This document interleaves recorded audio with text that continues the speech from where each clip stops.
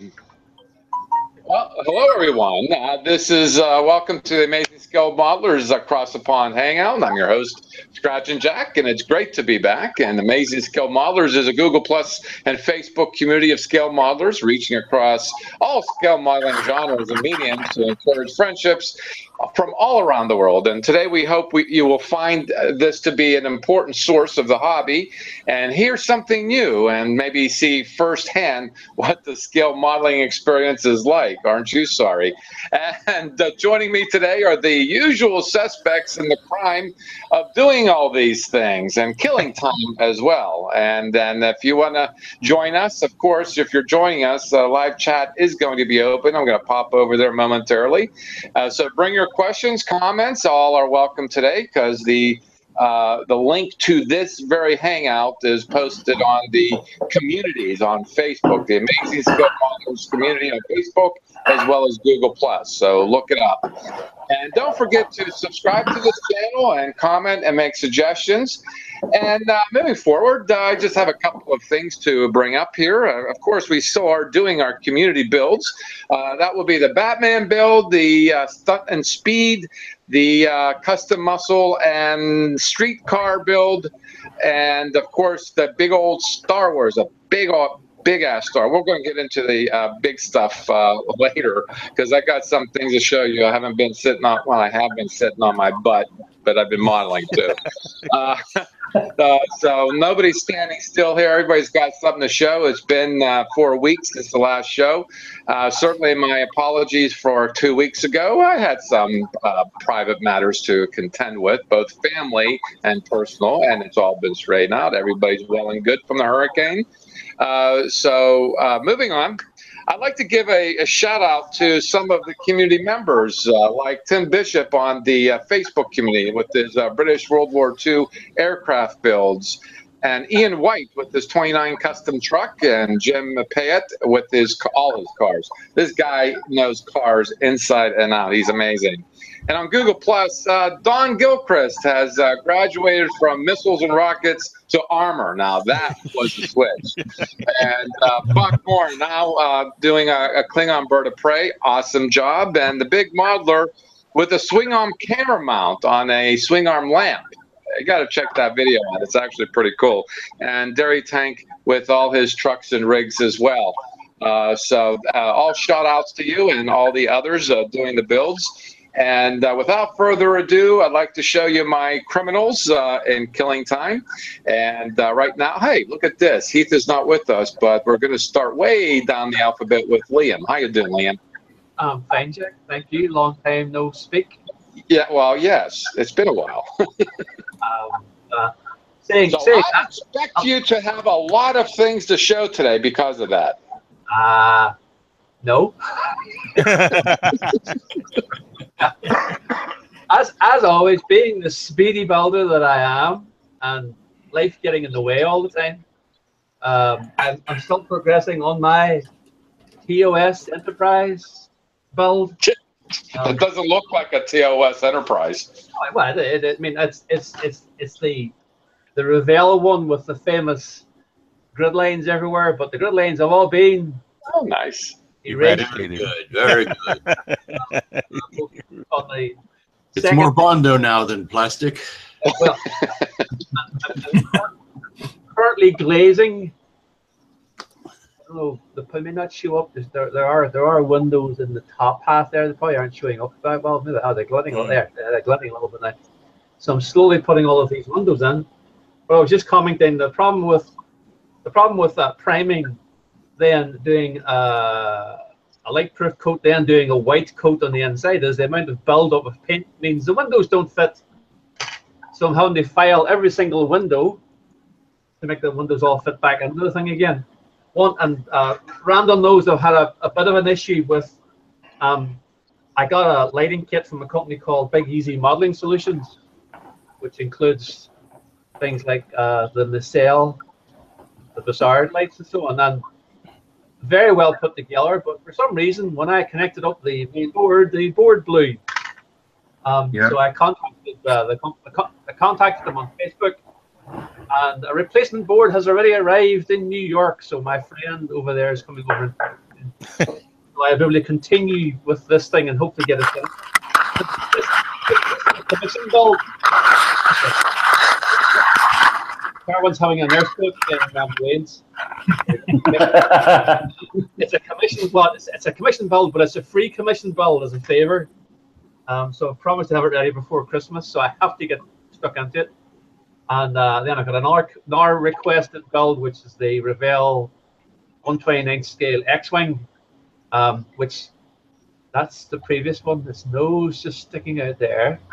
Yeah. So someone wants one of those built, and also again, I'm hoping to get that done by Christmas. So We can give him that one if you don't. that's no good. That's red 3. He wants red 5. So that's where I am at the minute, Jack. And one other thing, I did get my my display cabinet finally connected up. Ooh, yeah. You're starting to look like Lou. I thought something was different about you. Oh, wait, Lou's video from last night to Lou's video yesterday. We're just so I like the wood. That's very very cool. So that is that an IKEA curio or is that something else? That was someone. There's a thing here called Gumtree is our equivalent of, I think, Craigslist.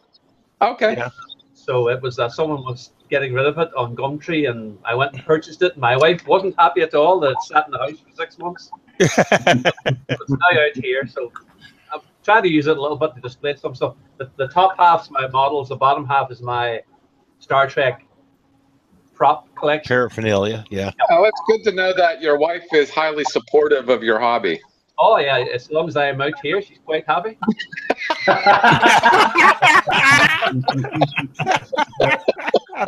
She's supportive at a distance. Such is life. Such is life. That's where I am at the minute. So not nothing major, but progressing. Oh, one other thing. I don't know if Christina's watching. She may be watching, but just let Christina know. Your comm badges are finished, but I'll get them in the post probably on Monday. Very good. Post them one at a time. Sorry? Post them one at a time. Post them one at a time. Have you seen the postal costs these days, Carmen? Well, speaking of Christina, as you've seen the postings about 3 weeks ago, she was passing through town and I had breakfast where I spent maybe an hour and a half. She is a delightful young lady. I'll tell you what, she is so delightful. It was great. I mean, I got to say, I was elated. I felt like I met a movie star in a way because I really want to meet y'all in person, and it just happened to be was her, and she is a follower very much. And she said during a conversation, "Oh yeah, she pays attention. She follows along, and she misses building models, but she's got a lot of things on her plate right now, doing all kinds of interesting things." So it was great seeing her again. It was phenomenal, I have to say. So maybe in the future it'll be me going to the UK just so I can see y'all, so you don't have to make the trip here, because at least it'll get me out of the house. I don't know if that's a good thing, but get me out of the house. Anyhow, thanks Liam for sharing, and good luck with everything going on. Looks like everything's progressing rather well. Slowly but well. Yeah, very well, very good. Okay, how you doing, Bob? Good morning. Good morning. Good morning. Good morning. Been a while since I've been here. Come on, a little bit of enthusiasm there. It's a lot earlier for Bob. Get your Walmart on. Get some enthusiasm in there. Yeah, it's 7 a.m. in the morning. Yeah. And that's what data We're working on. Ooh, a tiny data list. Oh, nice little data list. I gotta get me my printer again. Make my data list. Doing a little. Are you having a on ball? it, and it'll be ready for primer. My models. I'm afraid we're gonna watch a lot of balls on this particular. A lot of things that are spherical, and I haven't gotten to Comes you with a yet, nice Lou. But little base for it. nice. Now that's all 3D printed? It was 3D printed and then cast in resin.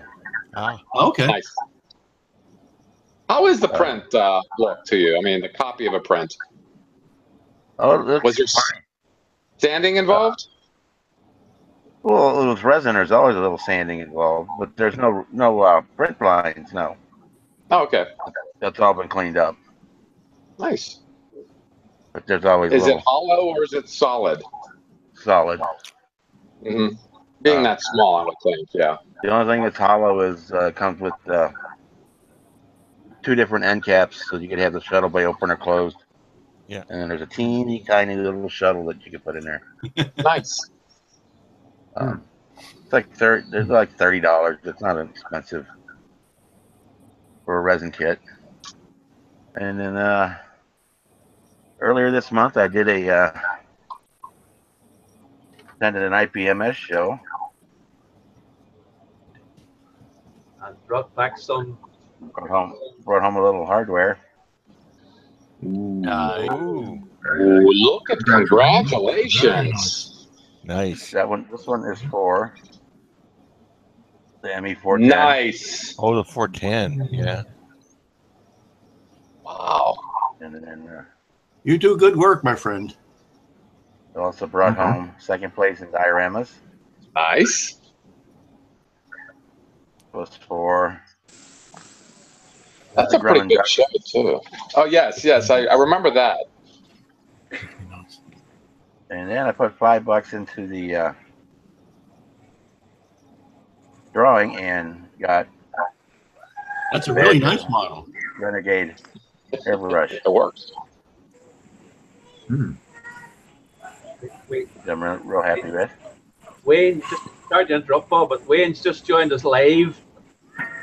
Oh, Oh my God, it's going to kill us! It's coming towards us. It's a big green thing. Ah. nice. And then I'm also working on. Wayne, use that camera from now on. Yes. It'd actually be over here. Live. Oh, when he watches this back, I want him to hear it.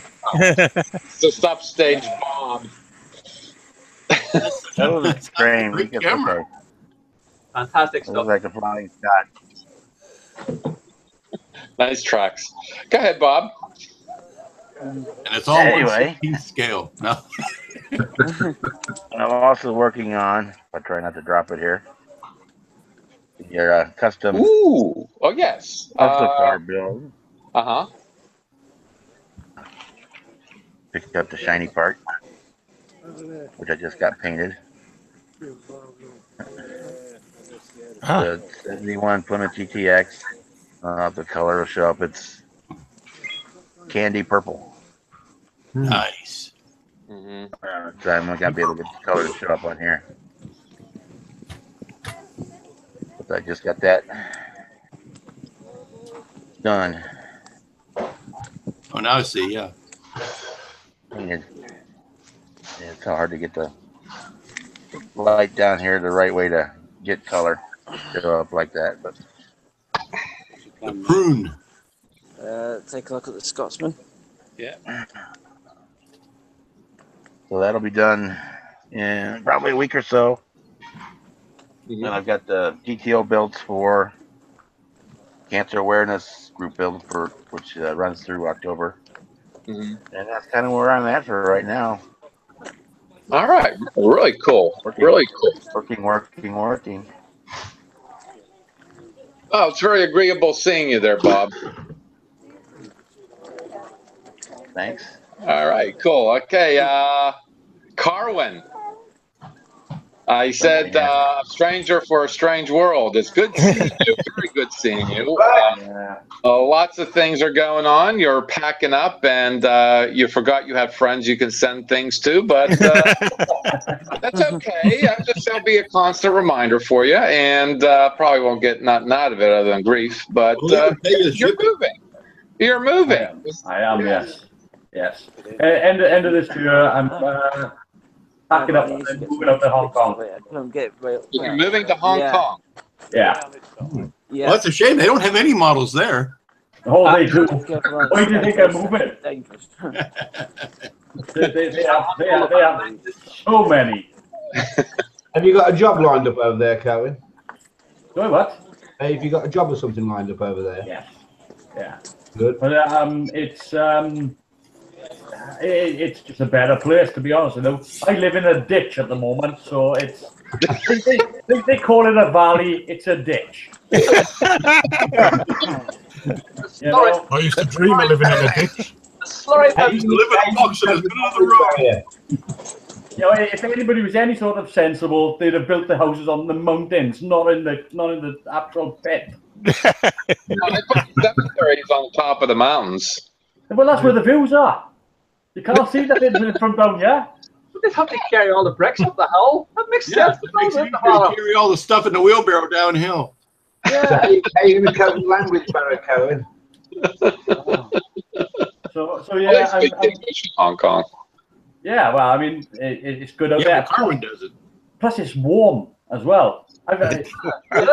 It's difficult to put it into terms when you experience warm weather. Oh, it is tropics, yes. 16 degrees. And dry as well. I didn't know weather coming dry. Yeah, it has its wet seasons, I'm sure. There'll be seasons where it'll be reminding you of home. Yeah, No, but then Just we forget have- those we things. have worry wet about seasons Godzilla. too. Yeah, we have wet seasons too. We just call it the year. Wet season starts in January, ends in December. Yeah. Yeah. In England, if you were going for a holiday in Wales, the main thing you take is your raincoat and your wellies. Oh yeah. You've never seen ducks look annoyed before. they waterfowl, and even they're going, "This is taking a mick."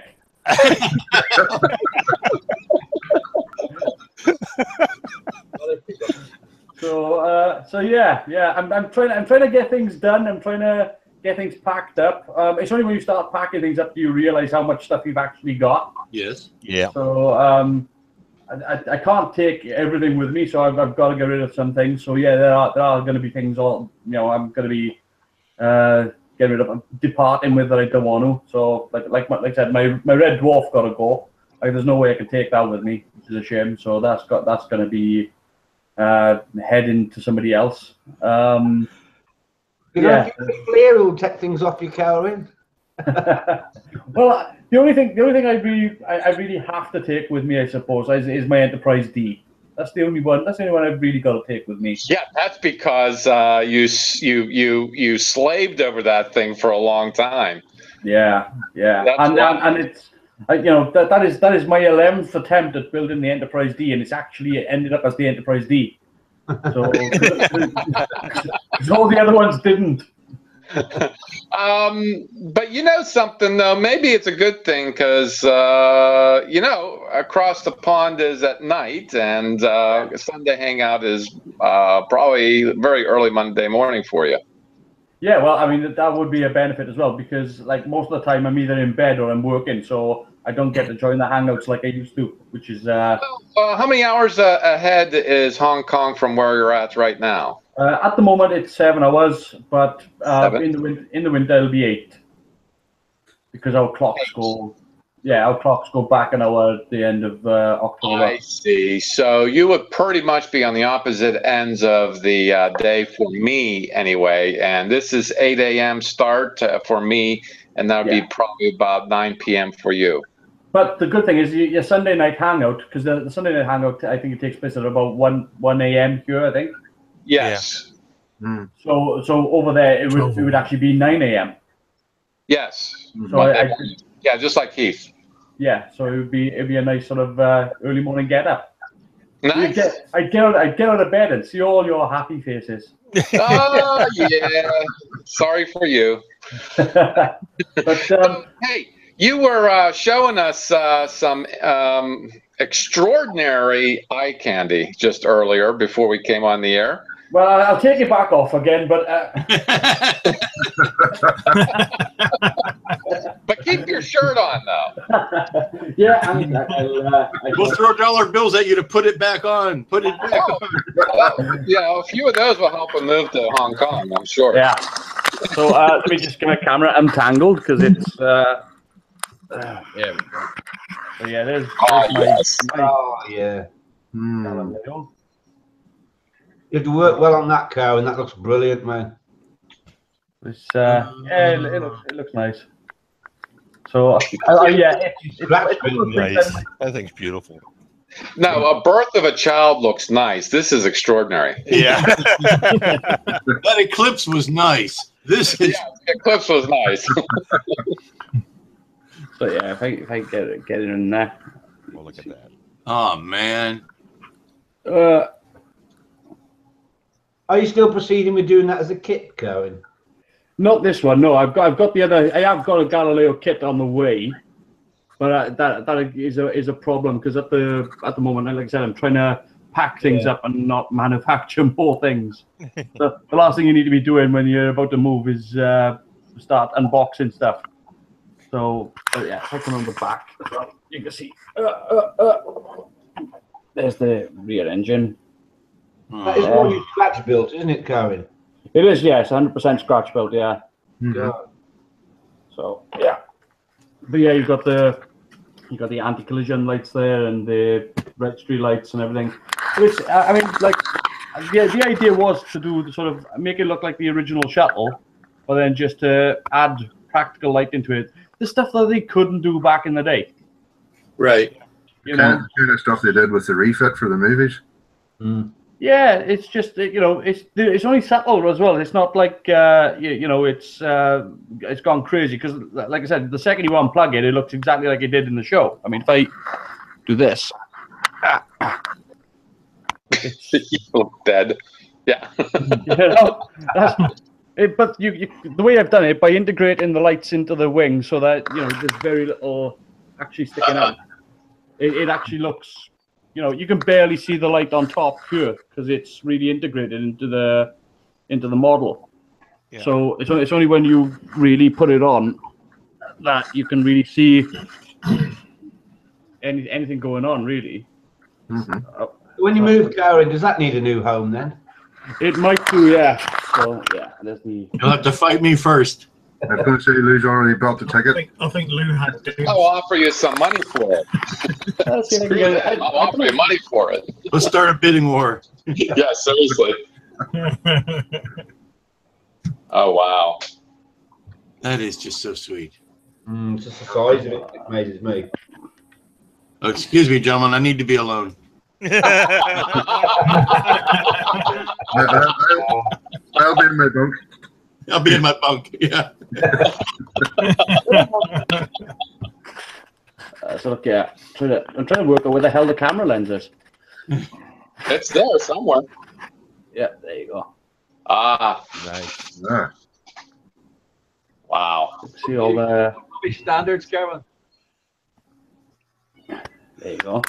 So the only problem is on this front computer here, you can't really see it, but there is actually lights coming. You can only just see the sort of lights coming on. You can't really see it from this angle, but it's got all the sort of fiber optics in the front there as well. That red one keep flashing you about. Yeah. Yeah, you can see that one going. Yeah, no, but on the front console, right here, right down. Right in front of the driver's seat. The cameras, yeah. Yeah, you might be able to see something through one of the windows there. I don't know. It's hard to. No, I just can't get it to that angle. But, that's okay. Yeah, and you got so you got the rear engine lights there, which are. Nice. So, I didn't want anything that popped on for the rear. I wanted it to make it look like it was sort of in standby. It had just landed, so. Now, where's that circuitry come from? I designed the microcontrol board that governs all the lights in it myself. So. Oh, so it's a what you call it? Adreno. Yeah, it's Arduino. There's actually 3 Arduinos in it. So that works. Because I wanted it to function correctly. So the Pro Mini boards that I used, there's 3 Pro Mini boards in there. I got one governing each nacelle, and I got one then which is controlling all the computer lights, the helm navigation, They're doing the flashing lights at the rear as well. So that's all being controlled by a separate board as well. So, Nice. But yeah, all the programming and everything. I've done all the programming myself, so it took about just to do the nacelle to get the lights to rotate around to work that out, because the nacelle light, instead of just actually rotating around, what it does is it zigzags around. Yes. So to do that, it took me about 6 hours just to work that out, just to work out the process for that. So that was a bit of a headache, but yeah, the Galileo might have to have a new home, because I don't know if I can take it with me. So I mean, the good thing is being able to clean things out and start all over again. It means that I get to start all over again. So, but as for the model kits, I can show you. Hang on a sec. I'll try to see if I can grab one of them now, so I can show you some of the parts.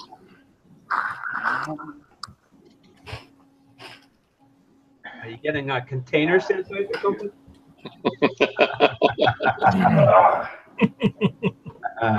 Need one? Yeah, I've got some. So yeah, this is going to be the 1/48 scale version. So that's. It's so cute. Yeah, but take that off.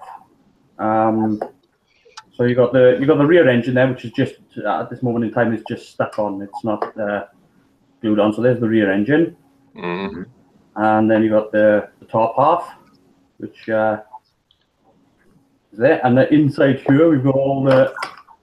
Don't drop that. I like things to stay cool. I got all the little bits like the internal computer. We've got the nacelles, which I've put a channel in the top as well, so that they actually line up with the wing components. So you've got a wing there. Let me just show you this, so you can see. There's the wing for the shuttle. Oh, what is wrong with my fingers today? And those grooves there, and that just literally just goes straight in there, and it automatically, once it clicks in, it lines up. Yeah. And so that makes it easier to go on. We've got. Ooh. Are you actually going to do this, the small one as a kit going on? Yes. Yes. The 1/48 scale one is going to be a kit. So that's why I'm spending all this time doing a lot of cleanup and getting all the ribs and everything out of it, so it's nice and smooth. There's sort of an after and there's sort of a before. So you can barely see it, but you can see there's a lot of ribbon going down here, which is and apparently cylinders are a bit tricky to clean up, you know. But we got internal ceiling lighting for the roof. What? Oh, I tell you, do you know, some days you just don't want to get out of bed. There's a little... Gravity sucks, you know. Oh, it does, yeah. Well, it pulls. But yeah, I got. Do you know? Put everything on the floor and shoot the camera. Put everything on the floor and point the camera at it. So there's a sculpted chair, which I done out of green stuff, which is Moving on, shall we?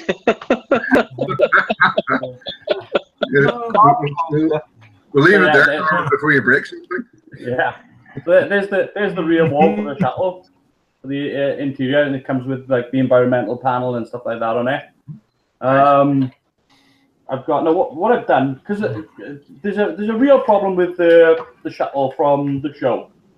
The model doesn't fit the exterior set. Right, the inside bigger than the outside. It's like a TARDIS. Well, yeah, the set doesn't fit the exterior, because the exterior that they built is only 3/4 size instead of full size. Right. So the set doesn't fit the exterior doesn't match the model, and the model doesn't match the set.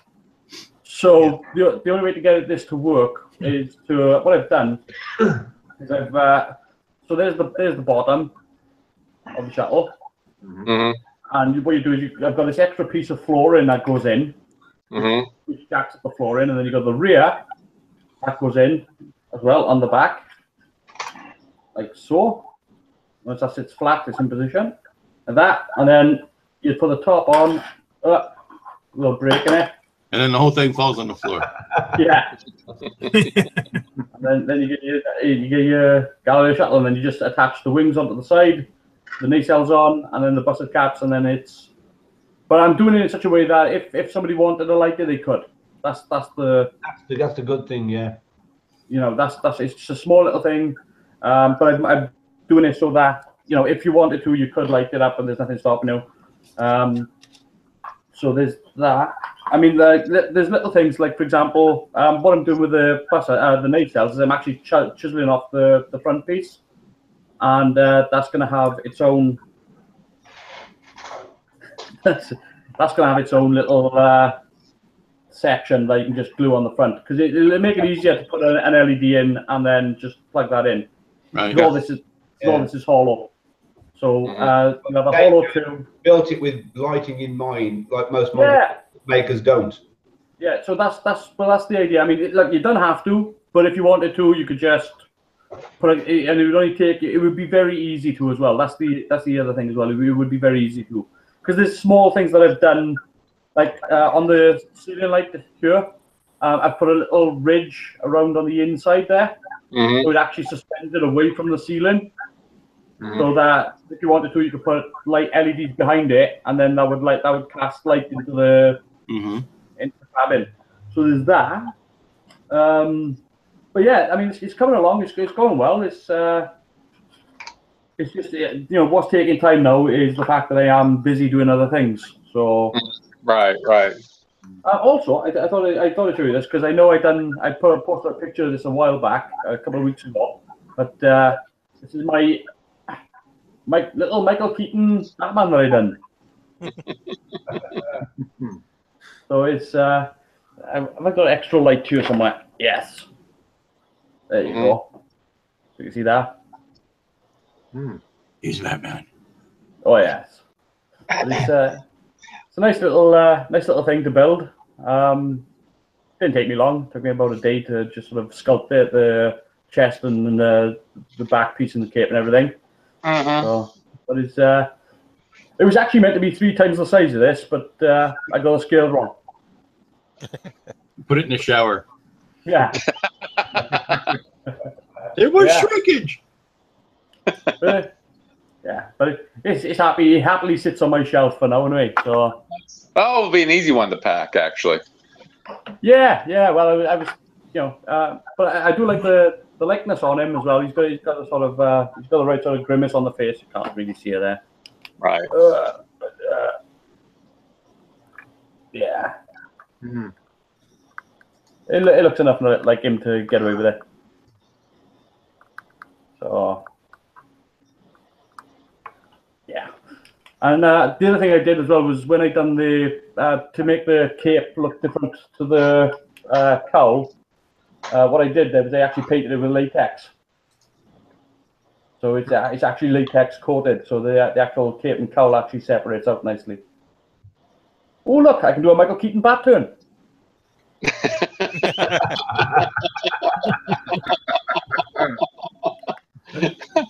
Well, you're a good impressionist. But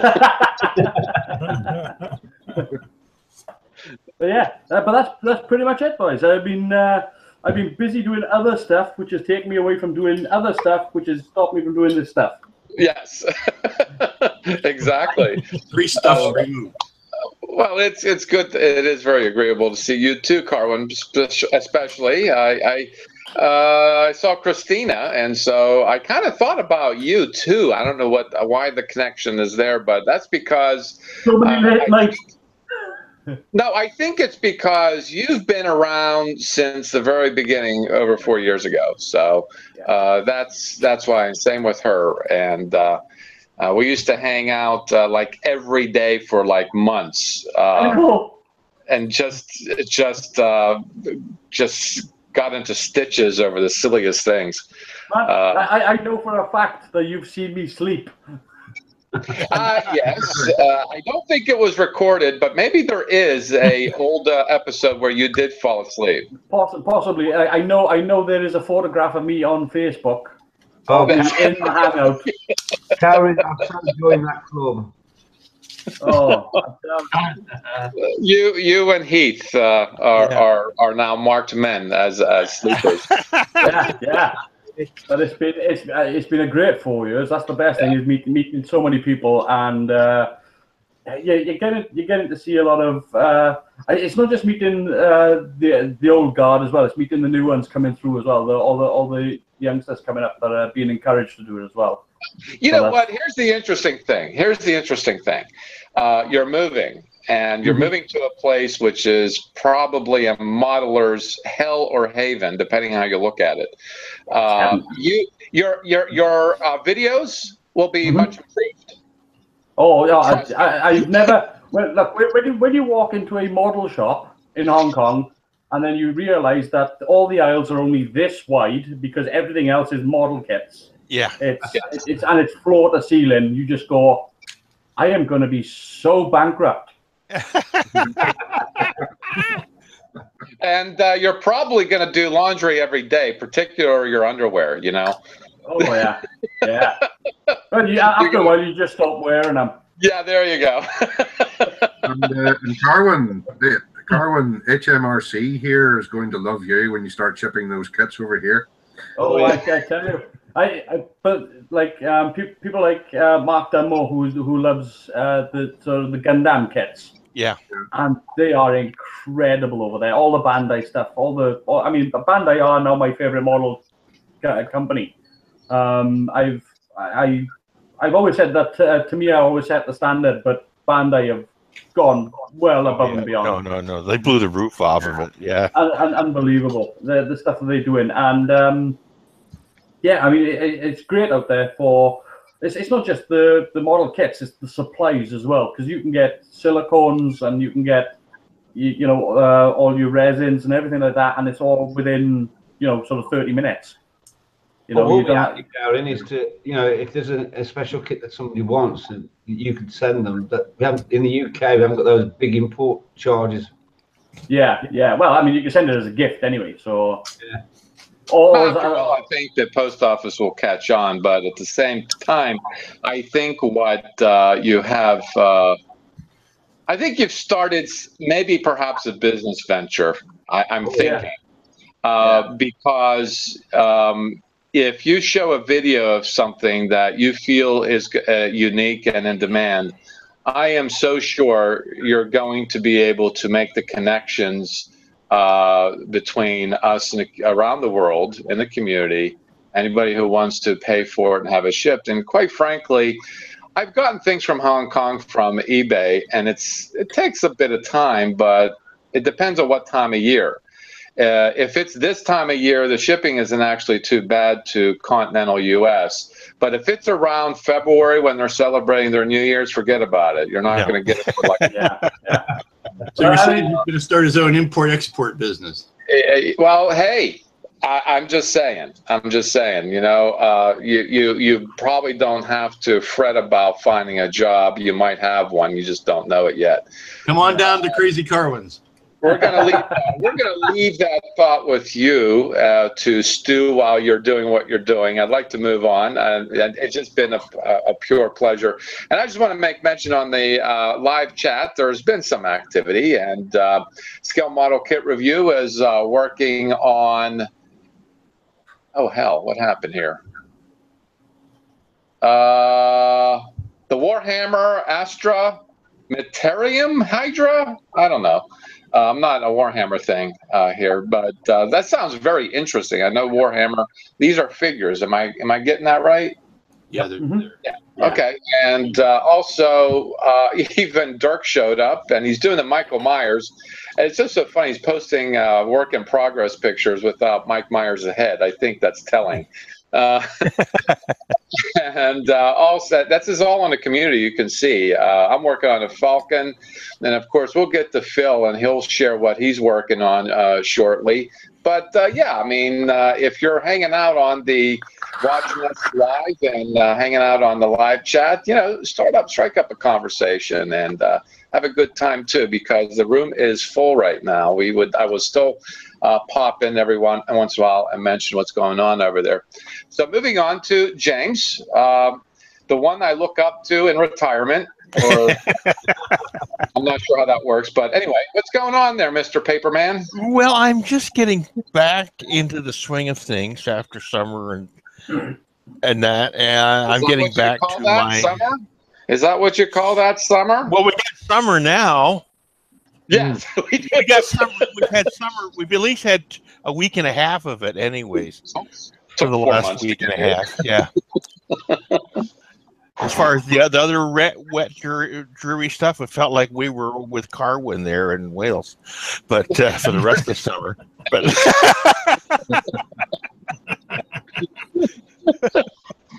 you're getting what we would call over here an Indian summer, but unfortunately we're still with the Indian monsoon. Yeah. An Indian summer in Wales is just as wet. It's just we eat a lot of chicken tikka. Randall, what I like about your humor is it's predictable, and I can laugh before you do the punchline. That's good.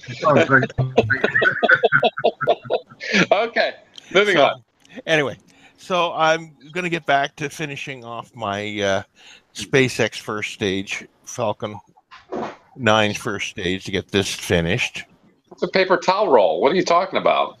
Yeah, but it's got 9 engines on it. Oh, there you Yeah, So, 9 engines.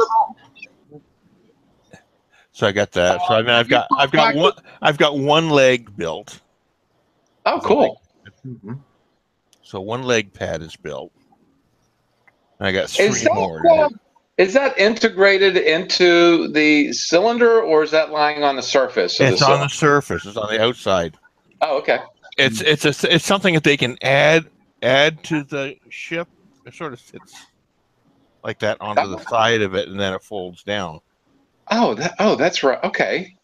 So yeah, because for some launches, like if the launch has to go to geosynchronous, they don't have enough power in this rocket to have enough fuel to land. So they will launch it without the landing struts. So they have the option of putting them on or taking them off. So I suppose they could reserve ones that they've already used before, if they're getting near their use by date, and use them for the geosynchronous. Probably what they're doing. Well, actually, they are now switching to after the CRS-12 launch, every launch now will be a reused first stage. Nice. I mean, how often can they reuse a first stage? You know, you have 15 launches, I think. I think it's 15 launches they're planning for. Oh, really? Yes. That takes a certain amount of confidence to launch without your landing gear. Yeah. So that's in there. Next project is going to be building another black box diorama using my Arcadia kit. Now, you've been threatening that for a while. Well, it's going to be, the threat will be reality in a couple of weeks. So that is, I'm getting all the bits and pieces in that I need for it now. So that, I went to Toronto yesterday to my favorite little Japanese hobby shop and picked up something I was missing for my Star Wars collection. You'll like that. That's a good kit. Yeah. Well, I've got C-3PO, but I didn't have R2. Yeah, that's a sweet little kit. So I got that to add to the collection. Well, what scale is the C3PO and R2? Are they like 1/8 or 1/18 or? 172 on they. 1/12. Oh, yeah. Okay. The 1/12 scale. So they're a good size then. Yeah. 1/12. Yeah. I think They're probably about 4.5 inches, 5 inches tall. Yeah, there you go. That's the size. Yeah. Oh, nice. Nice size, yeah. Very nice. Just needs weathering. Yeah. And a light coming out the eye. I I found that you needed to spray aluminium on the dome and the other aluminium Yeah, bits because that silver plastic doesn't there's quite got a flow. gut it. Yeah, there's flow marks in it. Yeah, well, that's typical of that type of silver plastic. It shows the flow marks. Yeah. So I was looking at the parts there yesterday, and yeah, I'm gonna have to paint certain stuff's got to be painted. Yeah. At least it comes with decals and not stickers. Yeah, Mine came with both. That's one thing a Bandai's bad for is stickers. Mine came with both. Yeah. You came with both? Yeah, I didn't use stickers, but it came with both. Popping back to your Falcon, Yes. Did you say you're going to create a stand for it that looks like the landing? Yes, pad? I am. I'm going to create a base that looks like the landing pad. At least it's going to have the symbol. Okay. The SpaceX symbol on it. Okay. So, yeah, I got do a little wisps of smoke too. That'd be kind of cool. I don't know, just that's really cool. Yeah. Yeah, you sounds like you're getting back to the swing of things. It's been a long time there, Jim. I just I had the last project I had was the lantern. The lantern. So I had that diorama to do for my sister. I got that done, and then I just more or less took a break. I got a bunch of other stuff, and then last week I had a serious issue with my computer. Went for a dump. So I had my water cooling system quit on it. So it went into thermal shutdown. And so I had to replace the cooling on the computer to get it up and running again. Which was a pain in the butt, but that's the way things are. Just throwing a bucket of water on it wouldn't have worked, huh? Not a good idea. Not a good idea. Yeah, I think it reacts the same way. It certainly doesn't work. Yeah, but it's one of those things when it happens, you can't really predict it because all of a sudden, you're going through it's working fine, and all of a sudden it goes into a thermal shutdown, and you go, what the heck's going on? And then you start up and then pull up the temperatures, and holy crap! So it's it's gone. Now I put my hand on the pump, and it was just blazing hot. So, it wasn't pumping fluid. So it had to go. It had to go. Yeah. All right. That will be all for today. That is all for today. Nice. Okay, cool. Cool beans. Jamie, I'm scared of you. I'm all right, Jack.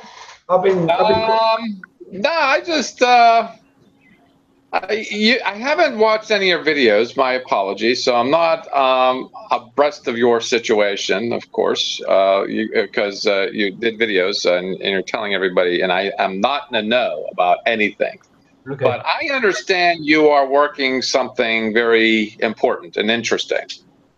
Yes, I've. This is because I messed up the last enterprise. I've really decided to take this one really slow. Figure things out that I didn't do before, especially the bloody electrical side. Because as you all know, I'm pretty basically crap with electrics. Model building fine, painting fine, come to the electrics.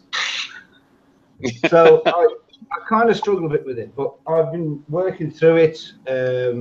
I've been talking to John Petrie about things on the electrical side, especially Ralph's been a big help. I mean, I've got 3 boards. You must think I'm mad, but I've got 3 boards to work to go into the enterprise to make the whole thing what I want to do. So, but when you're working from 3 separate diagrams, and then you've got to connect all these boards up to play one major part that work off a remote control, it's a big task, and especially when you haven't got the knowledge like some of you guys have got with the electrical side. But thanks to Ralph, he did me this. Wiring up like this allows you to do. I was going to name it "Idiot's Guide to Electrical Wire." You need to frame it and put it behind your kit when you're done. But on a positive, I have had a week off work, so apart from doing catch-up jobs around the house, I've been working on the Enterprise. I've got all the major parts primed, hangar base finished, the bridge is finished, and I've never really done apart from the electrical side, because there's a lot better people out there doing electricals than me. But from a building and painting side of things, I've had a lot of, like everybody, years of experience. And so there's some ways people do things I don't, and there's some way things I do that, you know, they don't. And I just thought, why don't I just do a video log of my build of the Enterprise, and maybe some people can pick up some things that I've done, or maybe not. You know, it's just one of those things I've just fancied doing. Instead of just putting pictures on, I wanted to actually describe what I was doing. But it's like all these now, like these are all primed already. All the windows are in. They've all been light blocked, and all Jack's windows have been put in there. You can see Jack. Yeah, yeah.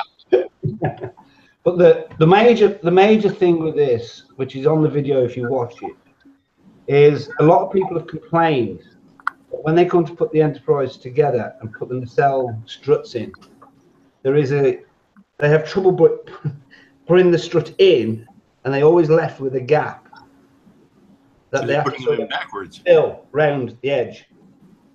Now the reason that is because this 350 Enterprise kit is a really tight fit. Everywhere you go on it is tight. The hangar bay, you have to literally skin for a minute of its life. I'll give you an example. This is the thickness of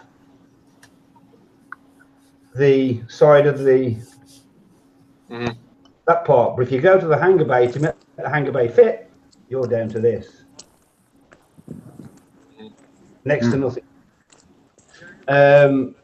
But one of the reasons the struts don't fit, and why people have to fill the seam, is they don't keep. There's one part of this you have to keep clean. It's this part. You don't paint it. You don't black it out. You do nothing with it. You constantly keep it covered. You fit it, glue it. When you light block it, everything else. And if you can keep this clean in here, it fits perfect. Which is on the video. They don't have the tolerance for the paint. No, it's the paint that gets stuck in there, and there's not enough room. Even if you get a little bit of paint, you're going to get a gap on the seam. Yeah. It's got to be 100% clear plastic when that goes in. I don't know what. But, hey, Wayne. Oh, just a moment. Hey, Wayne. Hello.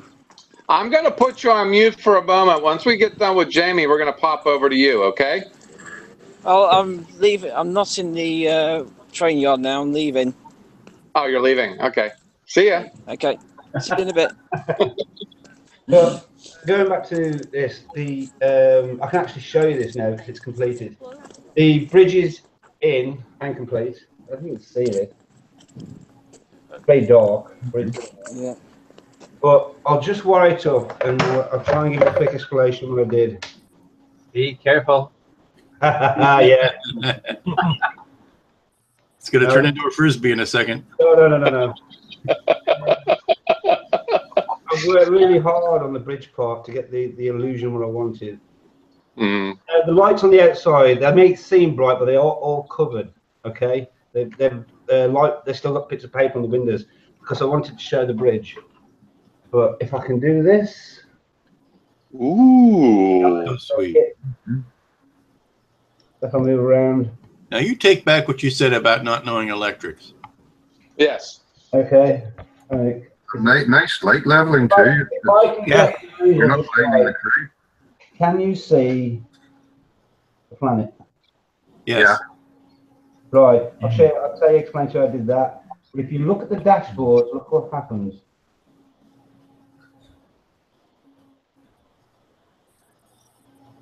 Oh yeah. There's a bit of color changing. Oh, look at that. Show off. Not really. I don't know anything about electric. Yeah. No, I don't actually. That's the easy part. The hard part for me. Oh. Putting the electrics into all the parts and making all the parts. Pardon me. Oh, yeah, I hear you. Pardon me. Yeah. So what I did for this is I used these. I used 3 of these. Multi-change slow. Yeah. Yeah. Okay, now you need 3 of those. And 3 of them, you put one on the, in the bridge itself, you got two pieces of the bridge deck like this. You got a short piece and a longer piece. Okay. Now, two of them go on one side, one of them goes in the middle on the other side. But before you do that, you have to, you know, you've got. I wonder if I've still got the other piece. I've got a throwaway piece somewhere. Give me a second. No, I can't find it. It's the part of the bridge. If you look underneath the bridge, you've got like a slight gap around each where the bridge is, where the dashboard is. Yes. Mm-hmm. The sides of that. I mean, before I used a 3mm LED, but because I've been using these SMDs, you don't need to do that. But what you do need to do, you need to trim away the sides, leaving enough so you've just got the inner side of the bridge and not this outer rim, this thin outer rim. Trim all that away, smooth. Right? Then you just stick the SMD on the sides round, and then you place the bridge into the dome like so, and then you get 4 pieces of plastic and cover on the inlay of the trench, and then bend them over and stick them down on top of the bridge. So you're creating a bubble within a bubble. And then you light block the inner part. And then on the base of this, you just have a piece of plastic with 3 LED strips. Right. Right. But the important bit is you must get on the inside of this, that has got the inside by the bridge has got to be totally light block black. Because with the slow changing bulbs, you will get the bleed of the colours coming through. Even though this is red here, you get the bleed coming through the colour changes. So it's just basically put the whole lot of bloody tulip and block it off, so it's got its own independent light. And it also, weirdly enough, it enhances the colours going through the bridge onto the actual dials. And that's why it looks so bright and intense inside on the dials. It's basically because you've blacked that price out, you've made a little bubble of it, and all the light that's trapped from the colours is going into the bridge. So there's a little tip for anybody. But yeah, I mean, what I've done on the videos, I've actually, you see it at this stage. I used to just come on and say, look what I've done, boys. But I decided to do a build up through it. And instead of just going, oh, there you are, it's done, I broke it down in stages, and they're all on the video. You'll be able to see them, what I've done and how I've done it. Not to the extent where every single move, but like I've shown you where it's light blocked or how I've done it or where I've stuck the LEDs and stuff.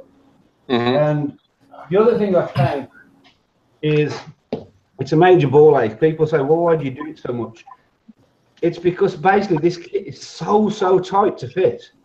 I've often found, everybody knows this, but I'm basically explaining it for the people that, I had a question because somebody watched one of my videos and they said, why do you use so much bloody masking tape all over your chip when you're spraying? It's basically because you get a piece that looks like this. And these seams need to be crystal clear for this kit. It is so tight. I mean, when these fit in together, the same on all of them. But what you do get with this kit is you get nice seams if you just light block it all. Right. Exactly right. But there's barely enough room for the glue, much less paint. No, there's not. But the advantage is, I can just demonstrate this quickly. Let's put this on. This is the neck piece. So you have the neck piece and you have the base piece. You have a complete easy fit. Yeah. If you get any paint on these parts here, you put that in there and you're like, yeah. But this, because it's been ready matte, it just goes in and you haven't got much of a seam to fill. Yeah. You could also use a hammer to knock it in.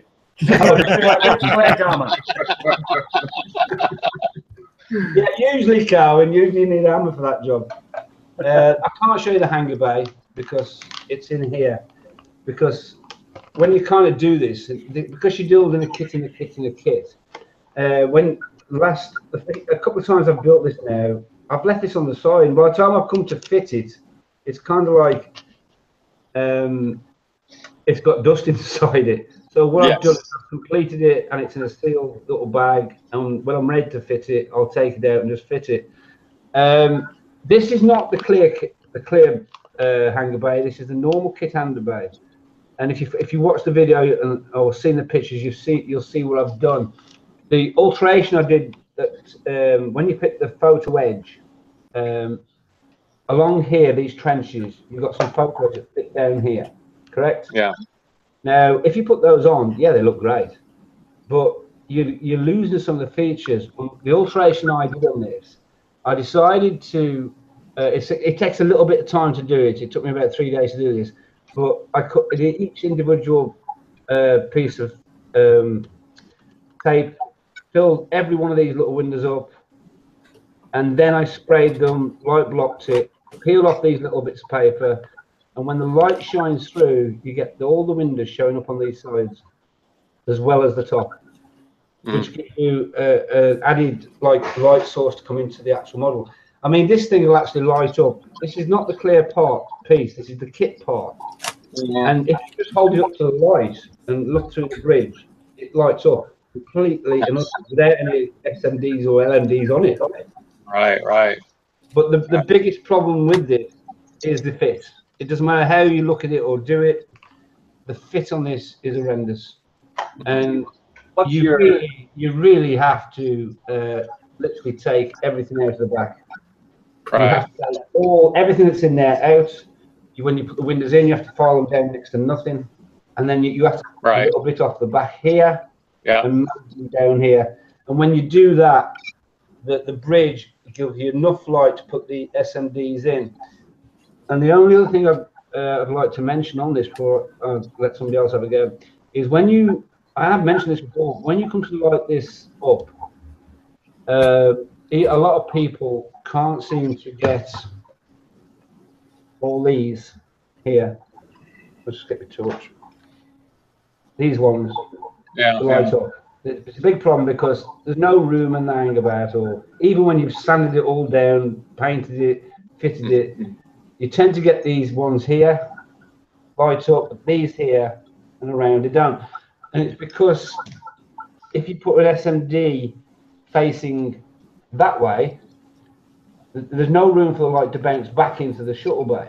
Yeah, well, that's the same thing. Yeah, if you that's put one the same facing the other way, you haven't got any. There's no room for any light. But if you angle one SMD there coming out this way, and then face one on there pointing into the shuttle bay, the light, whatever light there is in here, deflects from this position, and then lights these windows up. Yeah. That's the same circumstances that I encountered with doing the Millennium Falcon cockpit. In fact, I don't know the amount of how much space would you say is in there to get light back there? And metrics. Because in the Millennium Falcon, it's 1 millimeter, if not less, and that's impossible. It's less than that, Jack. It's impossible. Well, okay. Well, there is a way to do it, and I mean, I have done it on my last build before the electrics blew up on me. If you look back on my pictures, see how I did it. It is there, and it is crap. The only thing that people have mentioned to me, which I have done, which I don't know if you can see this because it's not very bright, but apparently the Smith Origin now we have a yellow window. So I've actually put that one in. So somebody mentioned to me, "Are you going to put the yellow window in?" Oh, bloody yellow window!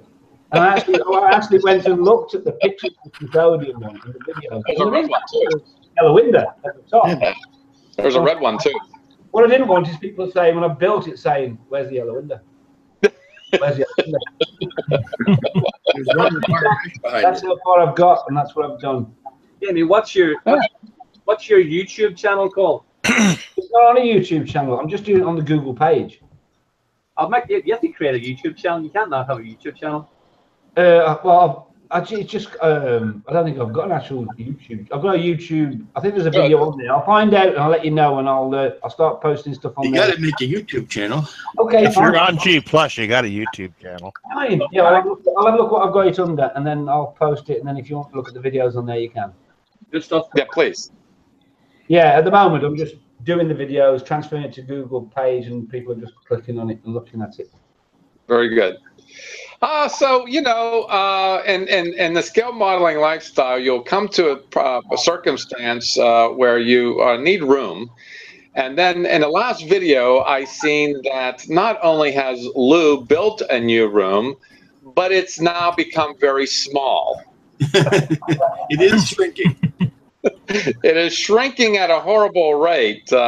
You've got so much stuff in there, and amazing stuff. In your last video, you said you were plotting some masks for what'd you say? Shamelessly being a capitalist. Yes, And I was taking care of some business, and so I used that time to work on something that I needed to get done in the other room, which was to electrify a couple cabinets. Oh yes, and that's when I got a peek at to see that you're chock full in that room. Are you thinking it should have been bigger, or are you okay with the size still? I've got plenty of room built in. I mean, that whole back wall that's got posters on it eventually could have shelves. Oh, okay. So the posters are up now to cover bare wall, but you know, all right. I mean, if you're putting shelves there, the posters have friends. Okay.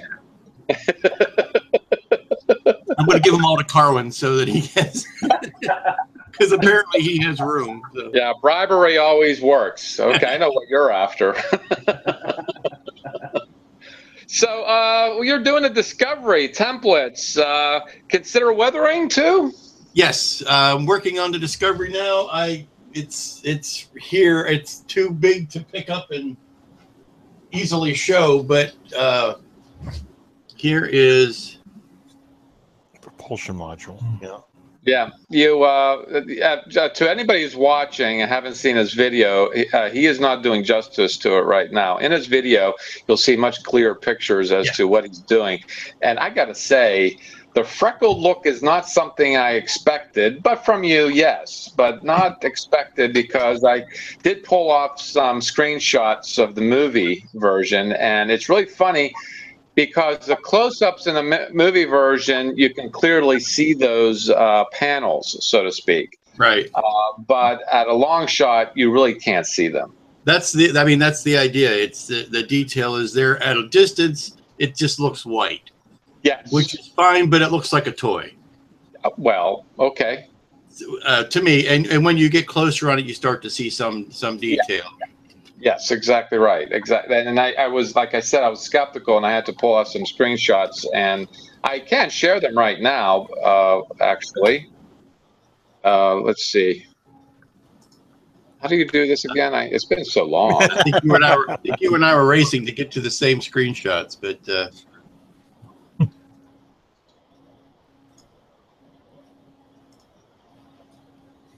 there's one shot. Yeah. All right. So you see the front habitat module. As you can see, there are details painted there. But when you go further along, it washes out in the direct sunlight. And here is the propulsion module. And zooming in, there is the hint of the freckling that you were talking about. But once you hit the light, it kind of disappears. Right. Again, I think it might have been the film quality. Here's a picture of the filming model. Oh, okay. Oh, dear. That's pretty intense. And let's see, stop screen sharing. And here is a picture of that same view. Oh, wow. Yeah. Okay. Yeah. Interesting. I think it has to do with the studio light quality that washes it out. Yeah. Yeah. I mean, they put all these tones in it, then they put the hot studio lights on it, and it washes a lot of it out, especially when you consider the fact that the studio model was like 55 feet long. Yeah. Oh, dear. And to try to keep that all in one frame, you know, they really had to shoot a bunch of light on it. Yeah. And of course, being outer space, you get unfettered, unfiltered sunlight. Yeah, you get very harsh highlight. You get very harsh sunlight on it. Right. Okay, all right. I see where you're going with this. Lou, do you need one of these for it? What's that? James, I mean, oh yeah, the tiny ones. Yeah.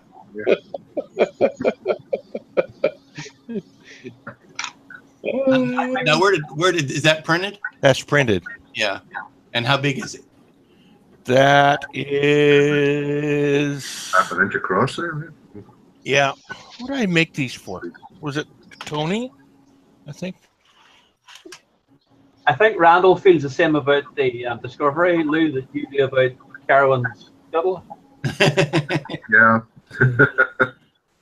Okay. The width.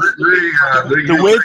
You have a Discovery model. Can I have your test shot when you're finished? Yeah. The width is 1 1/64. Oh, okay. That way, and the ball is 55/64. Okay. That's almost a little big. Hmm? A little big. Let's see. The doors are an inch tall on this. The doors are about an inch. So as long as it fits inside an inch circumference. Yeah, it's the problem is it's a little wide. A little wide. Yeah, you might have to shrink the print. Yeah, in a diorama perspective, you wouldn't notice it, Lou, but it'd be the same problem that Well, smarter minds than me are working on the interior right now. So, are you gonna like the cockpit? No, I'm not on this one. No. Oh, pray tell why? Because I just need to get it done. Okay. No detail on the inside. The clue is in not on this one. On this one, yes. The next one I will light up. The next one will have an interior. All right, cool. All right, that's a deal then. Because I did see it. The only thing that was lit was a cockpit on that thing. That would be very easy to do. But if you're doing details like you did on the hopper, then yeah, there's a lot more work that would go into lighting it. You technically could light the engines because they were lit in 2010, but not in 2001. Yeah. Oh, incidentally, I was just thinking about 2010, and you're a geek enough to know this. When they found the Discovery in 2010, the movie, the Discovery was spinning laterally. Yeah, it was wrong. Why? I don't know. They said it was some leftover inertial gravity that had caused it to start doing that, but it should have been spinning this way. Yeah, you know the more dramatic that way, Jack. On the inside, the rotating drum that they had on the inside of the command module that was provided the artificial gravity for the crew. Over the years, it slowed down, but it transferred its angular momentum to the rest of the ship, so the whole ship started to rotate. Yeah, but it should have been rotating this way instead of end over end. Yeah, but end over end look more on screen. Logically, yeah, you would think. Well, you would think common sense would make you think it would start spinning along its long axis, but with gyroscopes, if you push one side of a gyroscope, it'll turn the opposite direction.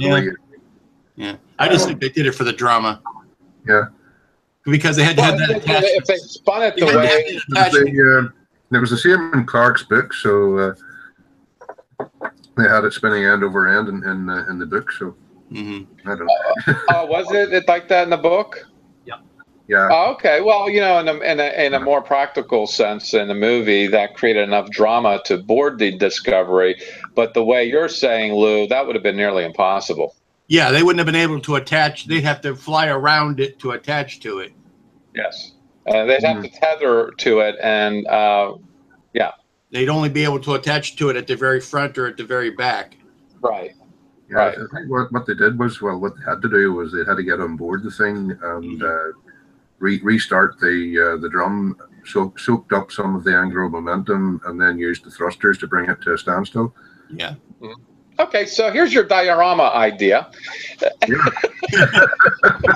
Take a rotisserie spit, stick it in, stick the You said you shaft got out the through room. back to the spine, and put it on a rotisserie so that it just Right, exactly. You got the room, so might as well do that diorama. Make it spin laterally like that. Clock, and the parts of the discovery are going to line up to tell the time. The ball can be the hour hand, and the engines can be the minute hand. And build your monolith upright and have the thing sitting, spinning around them. Yes, love it. Yeah. Well, that would be a big diorama, and you can have the background as wallpaper. Literally wallpaper. What was that? Jupiter, right? Right. Uh-huh. Oh, okay. If you're really good, then you'll have the projection of Jupiter so that you can have the cloud swirling too. There's lots of pictures of Jupiter available now. Yeah. I think what I'm going to do is build a full-size monolith and just have it in the backyard. Yeah, exactly. Oh, your neighbors would love that. Yeah. That's actually very good. Go out in a monkey suit every so often. And yeah. and the neighborhood birds would love it too. Oh yeah, it wouldn't be black for long. No. Oh, you twisted minds, you. I love it. It's a monolith model kit. It's got 5 pieces. It's got 6 pieces. So with this one white, you said something that was really funny. He says, well, the label says opaque, but it's actually transparent. I was amused by that. So his videos are great. I'd say tune into Lou's videos for the discovery. An amazing set of ideas and suggestions and techniques in painting, particularly. I was just like enamored by that last video that you did. So thank you for posting it and sharing that stuff with us. But that's what I thought, considering weathering, sort of like what you would see maybe in Trek or Star Wars. But I don't know. I mean, that's Trek weathering is in my blood. I can't get away from it. Right. Yeah, certainly I can understand that. Okay, are you done there, Lou? That's it. Lou, the Havano, is the Havano all done now? All finished. All the finished? hydrosaucer is all finished. Yeah, let's see how far behind I am. I haven't checked in on that, but I certainly will make an attempt. Moving on, how you doing, Phil? I see you've been indulging yourself. Just a tad. Oh yeah. Yeah. I do like the Eagle. An hour mortgage kit. I started off with one of those many years ago. Is that the dinky, or is that the? That's the dinky one. Kid. I did build that one. I got the stripes all wrong, but that was years ago, so I'll forgive myself for that. The old AMT kit, yeah. That's the old D kit. Then when they came up, I don't know if you can see them. I don't know if tilting the camera up will show you, but on the top of that, the 2 Project Enterprises. Oh yeah. Hand out the way. So I got those. Point at the thing. Like this one. So I just got a bit of paper in the way, so I was shifting it in the way. There you go. There you Somewhere go. up there. Yeah. You know, it's clear from doing these hangouts that not one of us would make a good weatherman. I've actually got a little bit of I've got a. Over here we have blocking the light flying in from the camera, so. Oh yeah. Nice. The big boy. The big boy. Oh, the big one. That is a sweet kit. Yeah. It is. Yeah, my wife did give me a bit of a sideways look when I brought that in. That's why you're in that small room. Yes. Also, now cook my own meals. Under the door, slot under the door. Here. But yeah, there was also the amusing incident I did post in the community about how I stayed up the day of what should have been the last of these Across the Pond Hangouts that didn't happen. It was the day before our club show, and I was absolutely, determined to get the Merkava, the tank, finished, because it was a group build, and it was going to go on the table and that bunch of other Israel, the IDF vehicles. So I stayed up till 3 in the morning trying to get it semblance of ready. Show up at the show and go up to Andy and ask him, so where do we put the IDF build tanks then? Second head, because apparently it's not show, which is in November. Well, you just have to build something else now then. Well, there's just a few little details left, but I don't think anyone's ever been penalized for building a model too quickly. Except if you're well, yeah. It was round, not not I hadn't done it and then. That is Yeah, put it in a plastic bag like Jamie does so it doesn't get dusty. I want it dusty. Was that? I did actually put my back out the other week. Oh dear. And yeah, I can sympathise with Cohen because I spent a lot of that time trying to hobbling around like an old man. When I did manage to get to the bench, to pretty much drop every small part on the floor. You old farts. So I do sympathise with Carwin about that. What was your carpet monster wants to pass? You can't bend down to get the darn thing. So yeah. This is something else that small children have right. They always bring everything down on the floor to play with it. There you go. And I think there's a lesson to be learned there. Well, not exactly, Luke, because if you did the same thing, you'd be on the floor the rest of your life. I don't think you'd be able to get up. there is that danger, but at least things. Some of us are further than that. I can imagine I'm in a commercial. Oh, I can't get up. Anything else I can say? Shit. Anyway. Was off. I also decided I was going to redo my old MPC Snowspeeder. I think it's approximately 30-second scale, which I had sort of had originally. In fact, if I can screen share the original. Just bring that up.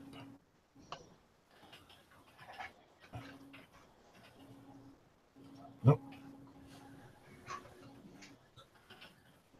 I'm just waiting for it to fire up the.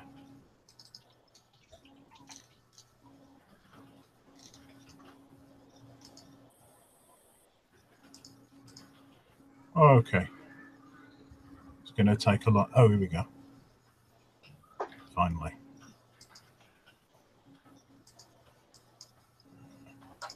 I'm not very polished at this screen sharing thing. Okay. Yeah, it's a little tricky. Here we go. That's the one. Okay. Let's try that. There you go. Original pilots in it were completely unusable. That was actually 30-second scale figure or a 35th scale figure I got from somewhere, and actually originally made. But it needed work, shall we say. There is a guy that actually makes the characters for that model. Yeah. What, you mean you didn't like the ones with the backs cut off? I probably did that sometime in the late 80s. Wow. Okay. The good thing with a snow speeder as well is that if you break the model at all, you can just cover it in fake snow and say, well, an 8080 stood on it. Yeah. Yeah. That's all Star Wars. So that's the that's how it looks now. Oh, cool. That's nice. Oh, wow. Because I've got a bit of glare on it. You did say that's you did say that's the MPC kit. Uh-huh. Yes. That's not a bad kit, actually. I built one of those. That was a fun kit. Apart from the trunk work. It was. Yeah, apart from the trunk monkeys, it's just a really good kit. Yeah. The gun detail here is a bit wrong, but it still looks good. Mm-hmm. And those fins off to the side there, if you're not a Star Wars fan, you wouldn't know what I'm talking about. But on the MPC kit, you can actually pose them. Yeah, the flaps, you mean? Air brakes? Yeah, the air brakes that flap up like this off the side. Yeah, that's it. Yeah, exactly. You can pose them, and that's actually what I thought was kind of cool about the kit. That was like certainly a detail that they didn't have to put in, and they did. I just wish they'd made pilots better. That's. But I really tried to get Zev Sineska, guy who found them. That's a very good pilot. Is that focusing all right? Yeah, it is. It is. Yeah, the camera's treating you well. Yeah. I like the way you got the pilot. Now it's behaving itself. It's a lovely camera. What's that, Randall? Phil managed to get the pilot to look like the character that was flying the snow Right, speeder. right. Got a little bit of animation. And Han on the snow, out in the snow. Yeah. Yeah, I was really pleased with how we turned out. I must admit, it was. And of course, I've been spending the money because at the show, the kits. And, I'm thinking I think you're mocking your wife when you do stuff like that. You know. And the problem with extra kits is. Well, I don't have a problem with it. I don't have a problem with it. I don't. Yeah, we've got the Telford show coming up again soon, haven't we? I've got no problem. You've got a problem. Yeah. Yeah, you see, Lou, how fortunate you are. Is anybody going to the Telford show this year? That's a measurement you got there. Well, the nice. B110, Yeah. 260 and 110. And the 110. What's the plural of Messerschmitt? Messerschmitts. I was going to say a rude word then, but I thought I'd better not. Messerschmitts, yeah. There's a certain Dutch company that built airplanes in World War I, yeah. I've picked that up. Oh, I think that might be an interesting weathering and painting it up. And I just don't get that big orange cargo module in the center of the walkers. It's like, please shoot here. Yeah. Shoot here at this weakest point. No, I thought it was strange when they didn't have the actual pod inside it. It was just hollow. Yeah. It's just like that's clearly a weak spot. Yeah, well, yeah. Well, it's like at some point the Empire just gave up on their painting. It's like, yeah, right. Star Trek has their red shirts, and now you have Star Wars imitating. See, we're gonna paint it the same color as the rest of it, but nah, it's good. You know, let's make it orange. It's camouflage. You'll never see a big orange thing coming.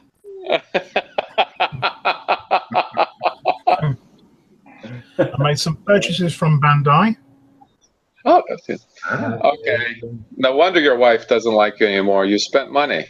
Well, these are very cheap. This one, I was amazed. I ordered this on the Friday. Mm-hmm. It arrived on the Sunday. Oh, wow.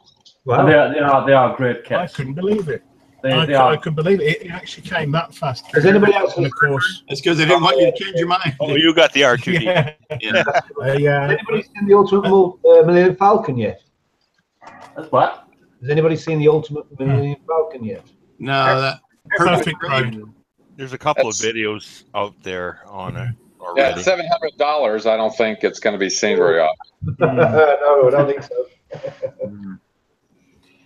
That's the bitch I have with it, with Bandai. I mean, yeah, it's a great kit, but Yeah. It's a lot of money. yeah, It is a lot of money. It's a lot That's of a- money. that's like too, an because annual something budget. that small is worth it. R4 is looking nice there. Yeah. Yeah. Now I haven't put any. It's not weathered. It's just put together at the moment. No stickers or decals. And if you notice, it's let me see. There, in the movie, they were sort of this machined aluminium swirly pattern, a bit like on the front of the Spiritus. I thought they were like a prismatic Oh, right, yes. fiberglass or something. So something like that, yeah. But the stickers and that and the decals just don't show that. So No. I had I something call which it the might just do Bandai. the I job. call it the Bandai R2 backup, because if you break the R2D2, you just Yeah. put the head, put on the R2. Anyone remember that sticker sheet from something? Uh-huh. Mm-hmm. The prismatic. Remember where it was I from? have vinyl that does Yeah. that. Yeah. Well, that was a sticker sheet that came with an old AMT kit, the Vulcan Yeah, Shuffle right. and Block sled. Yes. Yeah. Yes, yes. Uh-huh. Well, those, I reckon I can cut out the little squares and stick them on. Yeah. Yeah. Can now go nicely. On Yeah, there. because I bought a sheet of that stuff. It was already cut in strips. And I Yeah. bought it to replace, the Star Trek 2 phaser. Yeah. It has, Right. it has a sort of rainbow ribbon going around it. Yep. And on the one that I kept doing it, it's just silver. So I bought that for that. But it's the same stuff. It's really it looks impressive when it's on. Yeah, I didn't know how easy that stuff was to get hold of, and I just realised I had some. And I think there's plenty enough there for cutting out the little squares to go on that. Oh yeah. If you look in the So if you look into the card crafting areas in the craft store, you can find that stuff there. Plus, if you run out of the stuff there, you've done it wrong. Because that's Yes. that's what all you do is- Yeah. or I've just got a bit carried away with it.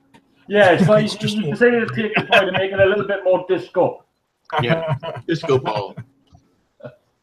Yeah. So yeah, that's pretty much it. I've thrown together a few of the Cool. Tamiya. Just on a brief note there, because you built obviously the Space 1999 Eagle.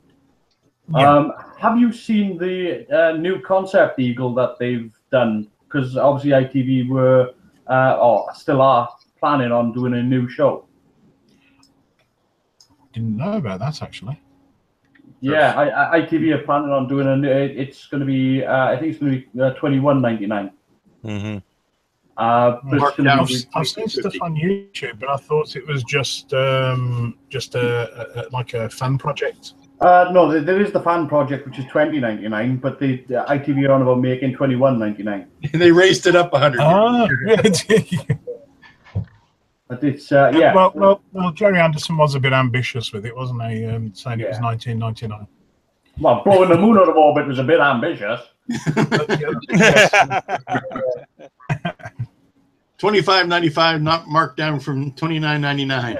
Yeah, but yeah, no, yeah. There's a new. They put some artwork out with the concept of the new Eagle, and it looks nice. It looks very nice. It's sort of the 4 landing pods that you've got on the Eagle. They've been sort of flattened out, and they're now sort of like VTOL thrusters. So it looks a little bit more like a. Do you have a screen share or something? I wish I did. Well, then why'd you bring it up? I'll tell you what. You just carry on going, and I'll see if I can find it. Tease? You big tease?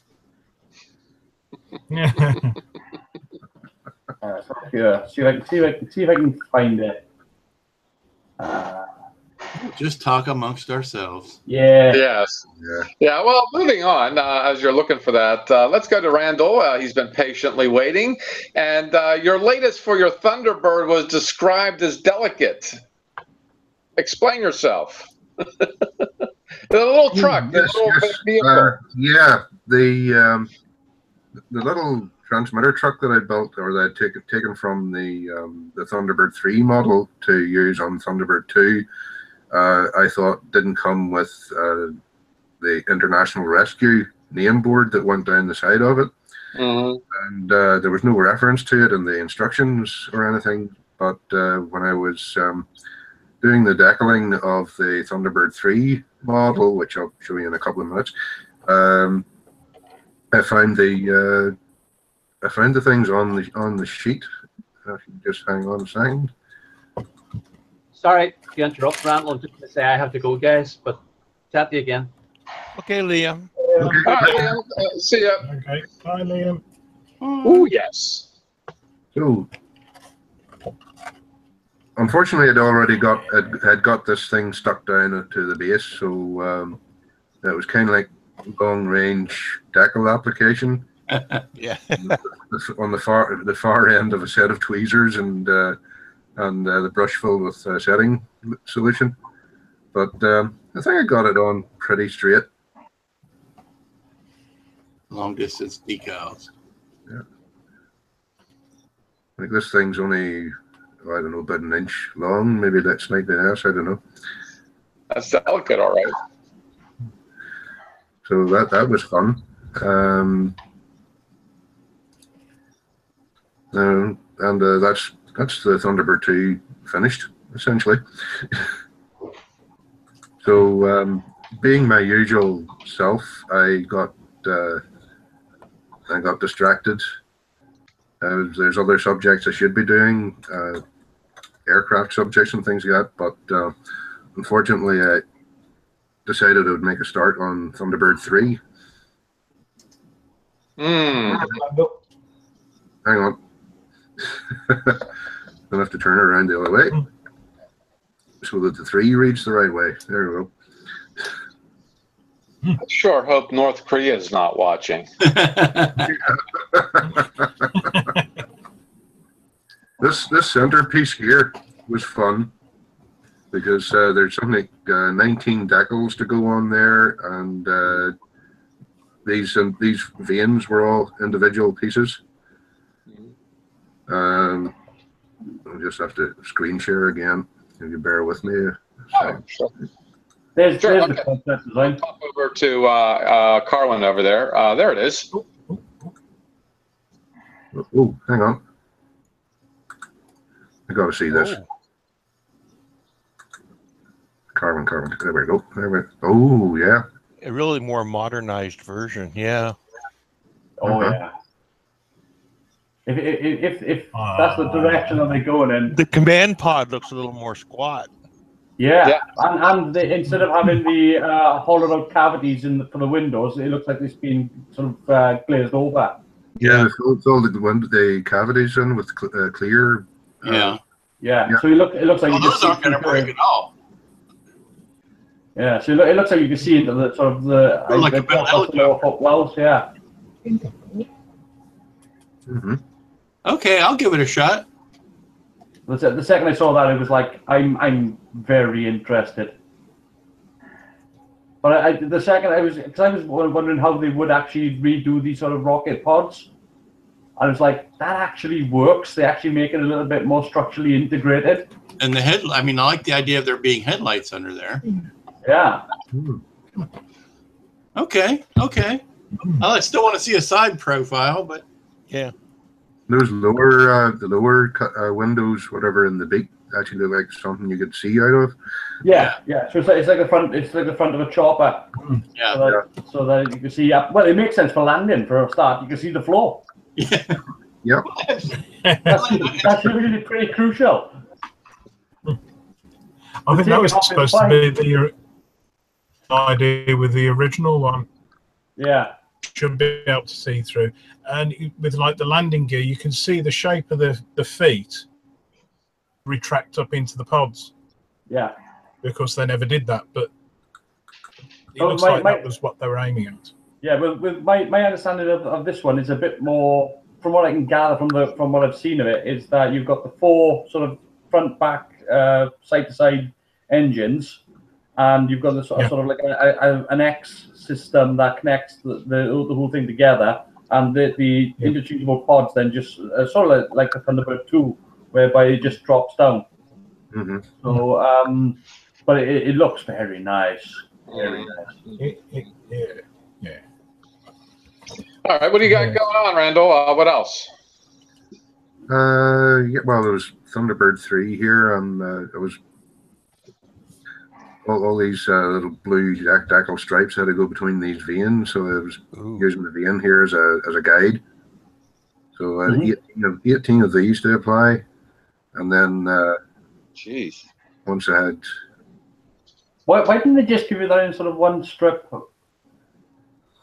Probably because they were expecting you to glue these veins down onto it, but I think actually originally they were intending you to actually glue the veins on and then try and put the dactyls in between. Oh, okay. Which was never going to work for me. Yeah. So just worked my way around it until. Oh, hang on. What the hell? Hang on. Trying to get.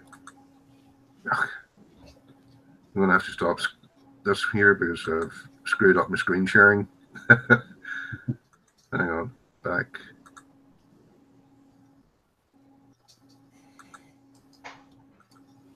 There we go. That's the full thing. Yeah. Is that kit still available? It should be, yeah. I only got it about a month ago through Amazon. Yeah, the problem is that now if you want some of the classic Thunderbird stuff, if you type in Thunderbirds into search, you get all the new stuff. Wow! Look at that. That was fun. That is sweet. You did such good work. Yeah. I wouldn't have the patience for something like that. It took me 3 evenings doing that, working at it a couple hours at a time. Very vibrant there. Yeah. Jerry Anderson loved his bright colors on his craft. And painting bright orange is probably the hardest thing to do. Yeah. I don't know. I've tried sword swallowing. That's not very easy. Well, certainly not for the swords. No. But try swallowing a bright orange sword. kind of hard to see, but I tried to get a variation on the orange with different color base coats before I applied the orange. But, it's the same with Irwin Allen stuff. The bright oranges and the bright yellows are the toughest things to get looking right. Oh yeah. Got some people in the live chat saying this is awesome work. I think it's Johnny from what is it, the kit review? Scale model kit review. Yeah. Outstanding. Yep. That is. Yeah, I'm going to screen share a picture when it's my turn, and I think it might be Randall's place because it's so like neat and clean. Maybe not. Look at he's got, but his builds are certainly very neat, clean, precise. Yeah, I see. I'm certainly not that kind of a modeler. If I had to be neat, clean, and precise, I would go nuts. The fun part is getting these threes because they're all in different orientations. Yes. Because it depended very much on what way they filmed the miniature. Yeah, of course. Actually, different orientation for launch and vertical flight and space flight. That way. That's the left to right. That's the right to left. Yeah. And then That's the launch. Yeah. Yep. So. Because we couldn't guess that's a 3 if we couldn't see it. Exactly. Yeah. On its side, you know. Yeah, No, like it- the whole thing with the 3 engines wasn't a giveaway. Like, Yeah. If you had the 3 like that, and then you had it, you know, flying horizontally, it looked like somebody drew a pair of boobs on the side. yeah.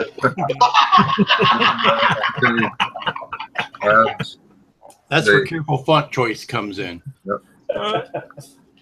Now, what is that piece? This is the boom or the struts, for the want of a better word, that fit on between the engines and the sides of the craft. Oh, you're holding it very close to the camera. I thought that's huge. In the smaller model, there these. Yeah. Now I get it. Flying buttresses Yeah. or struts, but rather cleverly in the kit, the black pieces are actually separate, and they clip on to the strut piece. So you just paint the strut, paint the black veins, and then just click them on. Or at least that's the theory anyway. But you don't want to get too much paint on these things, because the fitting. This is a bit like the TOS Enterprise. Yep. Anywhere. Pretty tight. Yeah. Yeah. Because even just getting the different stages, for the want of a better word, once you've painted everything, getting them together, you have to scrape out the paint again from the insides of the joins. Otherwise, it Won't fit. as you can see from this, it's actually pushing it over to one side a little. But it's a fun little kit. It's goes together really well,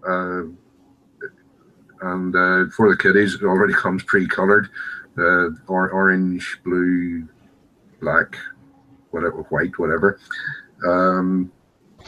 It also comes with the launch bay as well. Oh, cool. So Okay. you get these little feet or Yeah. things, whatever, to fit, and the whole thing.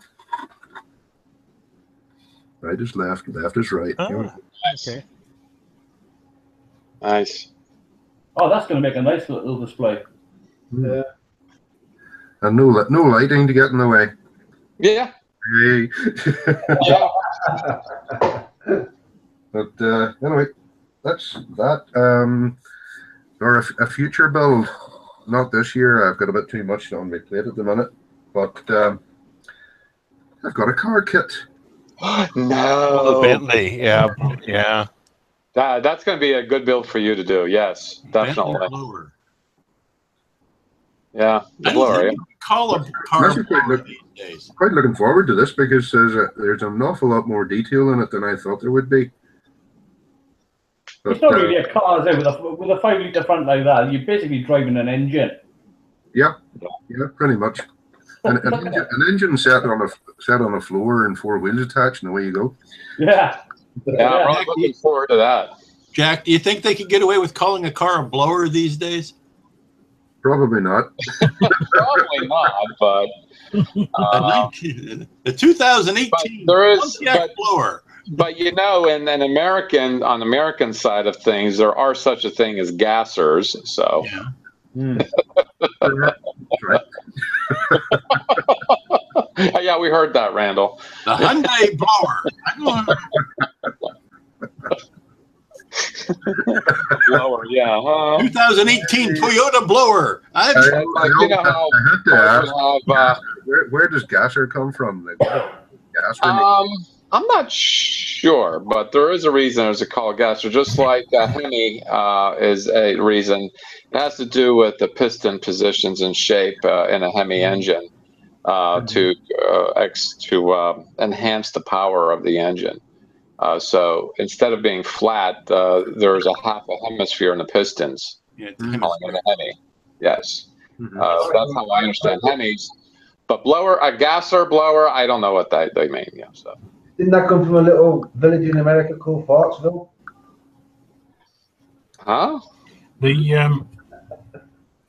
The term blower is because the Bentley was fitted with what was essentially a rudimentary, permanently on turbocharger. Yeah. Oh, okay. Forcibly blowing air into the engine. But I think it was Got it. physically connected to the engine by a geared system. That's what that lumpy thing is on the front. On the front bumper. Yeah. Got it. That makes sense. Makes sense. But being that a couple of years ago, Randall, as a challenge for Out of Your Comfort, built a car, and he didn't know he had a talent for it. So I'm really looking forward to that. Is that it there, Randall? Yeah, just for Carwin here. I don't think he'd seen this one yet. Let's see.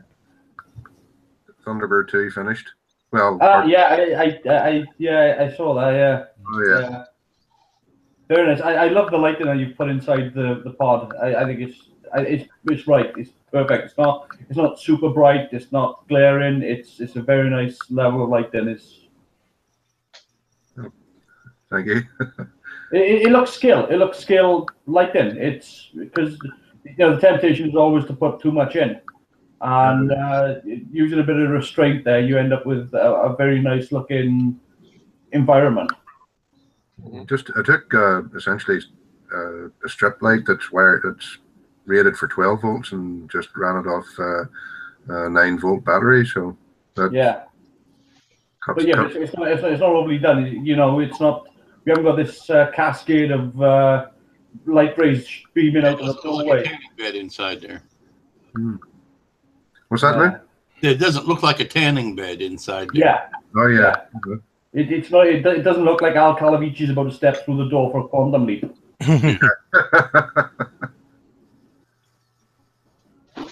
Yeah, it's very nice.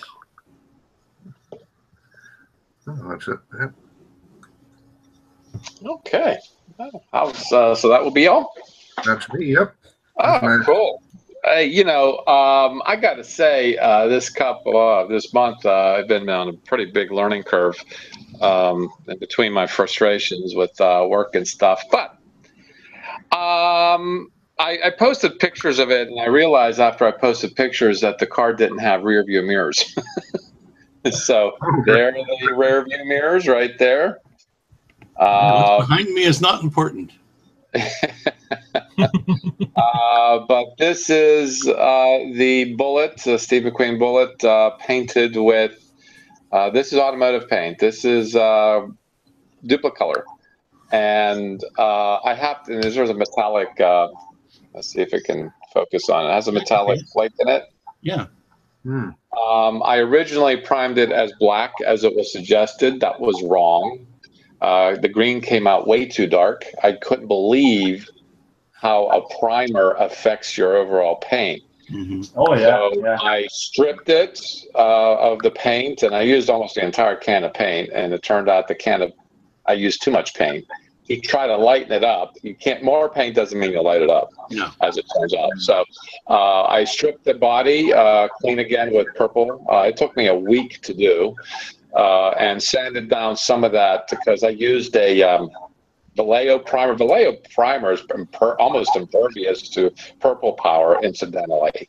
And Duplicolor primer comes off like nobody's business. It's a varnish?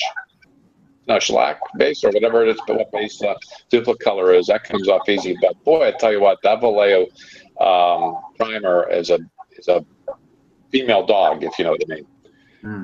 But so I was able to, strip it down well enough to do a light gray with Vallejo to cover up all that black. And once I put the first coat of the Duplicolor on it, I'm like, bingo, I learned something. So black for metallic colors, but this would not be considered a metallic color, albeit it has metal flake in it. Right. And the green turned out much brighter and deeper and richer. As you saw in the photographs, I had just glued in the windows. So around the windows, you could see the whitish Hester's window glue. But it's all dry now, and I did have a little incident with one of my wheels. I think it's this one. It's a little crooked. It fell off, and I had to glue it back on. But it's okay now. At least it doesn't wobble. because it dried sitting on the tabletop and it doesn't bother me anymore. And the wheels do turn. I am truly impressed. Round and round. And the interior, and I did think I did show an interior a while ago. I was very pleased with the interior. It turned out everything about this build was on my side, and I am so grateful that I feel that I've done some justice to this particular movie car. I've always wanted to do this, and I was careful to do it. There's some flaws in it, as you all know. We're not perfectly satisfied with our builds, but I had lost the tailpipes. I don't know where they disappeared to, but once I find them, I'll glue them on. They came off in the chase. They fell off. That's on the floor. That's a story I can stick with. Yeah, the hood doesn't open up very far, but the engine I had fun doing. The parts, this is a Rebel kit, and the parts fit together amazing. Steve McQueen's bullet kit from Rebel, absolutely get it, build it. It's a fun kit. And in fact, I want to buy another one and make it a different color, just because I have a somewhat of a fetish for Mustangs. There was another one I hand painted when I was feeling ill last year. It turned out okay too. It was a Rebel kit, but the hood detail was different, and there was a couple of other things about it were different. But certainly, I want to get this kit again because I had so much fun building it. I even did a phenomenal job, I got to admit, on my windshield wipers too. And this is molded right on onto the body part. But yeah, great kit. I highly recommend it, especially for beginners who want to do a good job, because this kit made it easy to do a good job.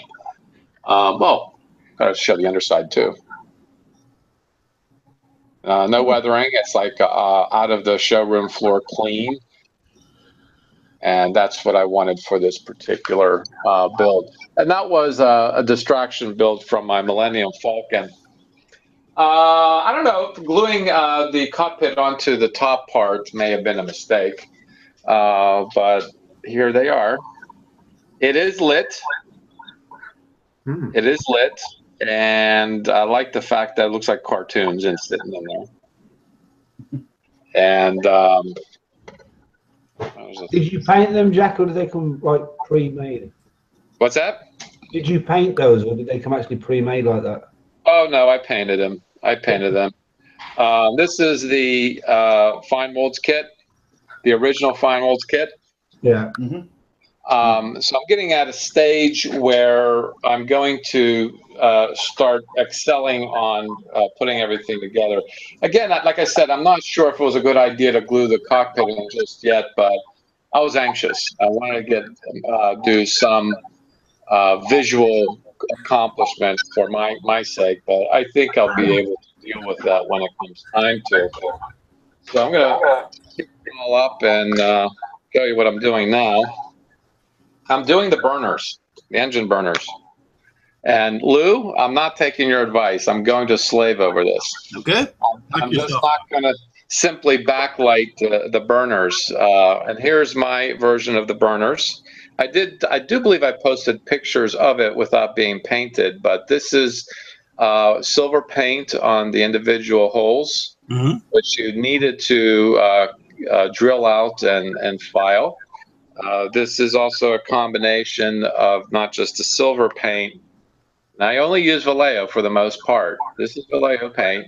They do a fantastic metal paints. And in between the burners, I have gunmetal, as well as the upper and lower lip. And on the back side, I had hogged out, because this was a solid piece that went all the way across. I opened it up so that this was a challenge. There's a tiny little lip that holds them in place, and I used some tulip to do the final light blocking. So this is all set. And going over here, let's turn a couple lights off here because it's a little too bright. And I have here a component of the burners. You get 2 extra ones. And I'm using this, I'm sticking the LEDs into it, and then laying it on tape like this, and then soldering it together like that. Very neat. Okay, and there's a whole bunch of them. I need 39 pair. Whoa. Wow. And there's a sample of it being done. So I take my LEDs, I stick them in, and I just lay it down on the tape, press it on, and they're spaced well enough to solder, pull it off, put the what do you call resistor on there, and it only needs 1 resistor, and I'm going to super glue it in. And so, how many LEDs have you got going into it altogether? Do you know? 39 pair of LEDs. Yeah, in the entire Falcon. Yeah, 39. I don't know why it's an odd number. Okay. Well, it's because there's 6 units.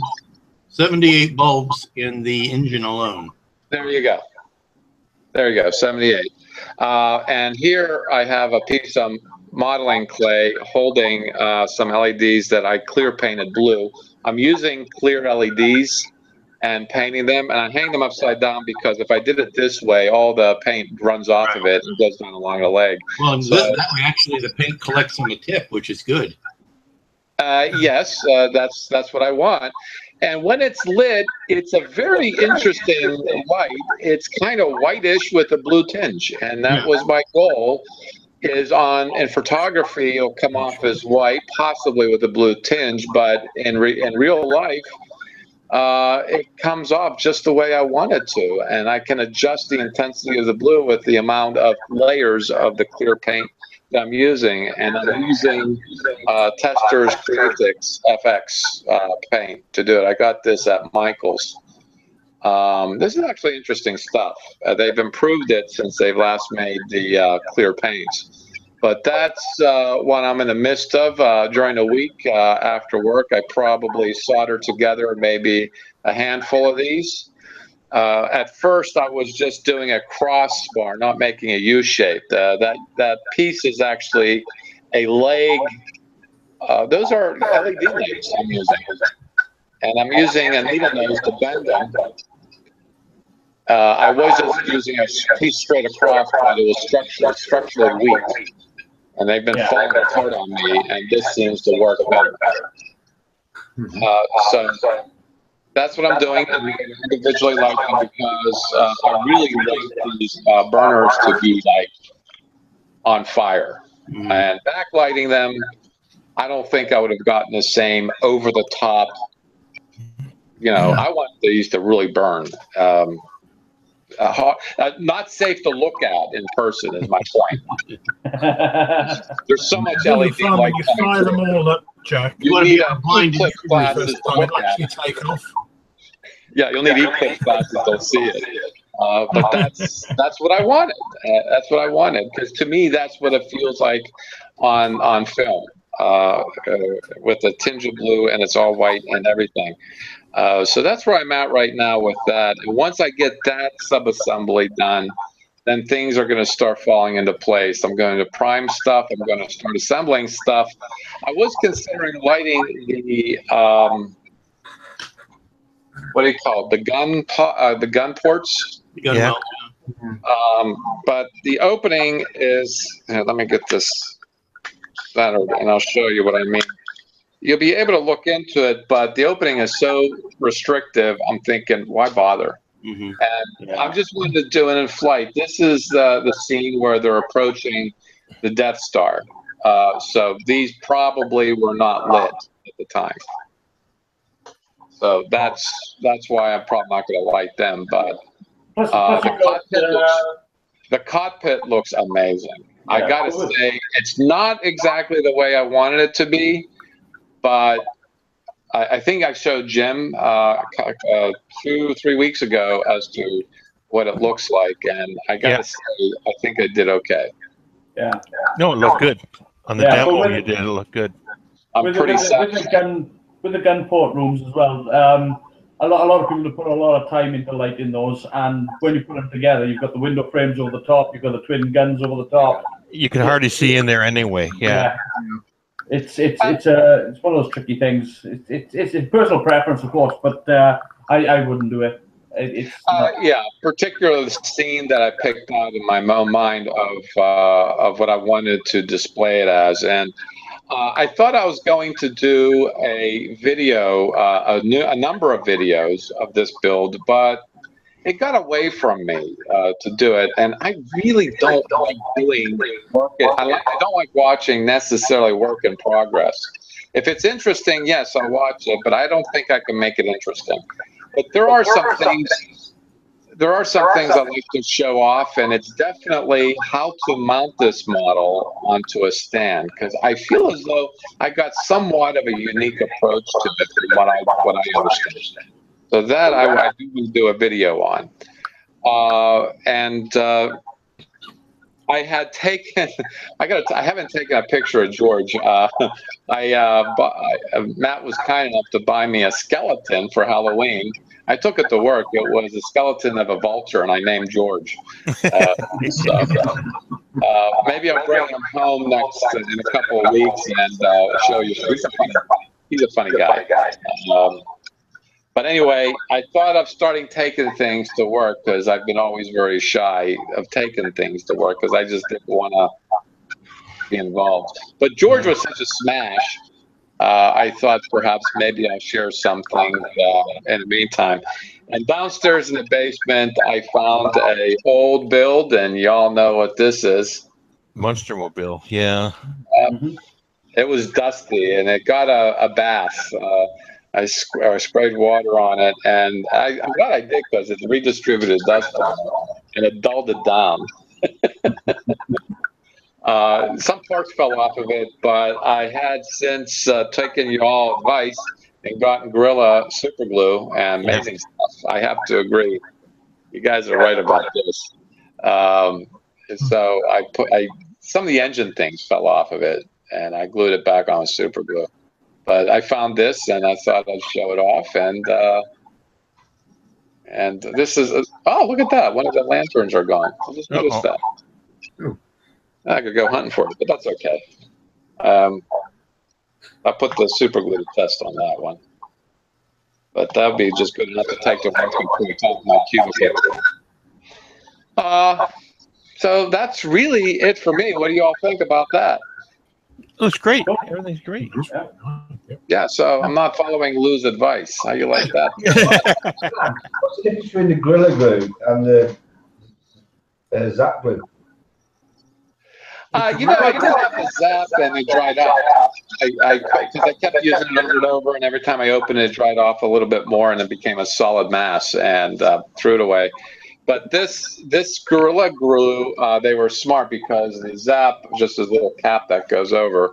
This actually screws on. Right. Oh, that's not right. They actually took the top off.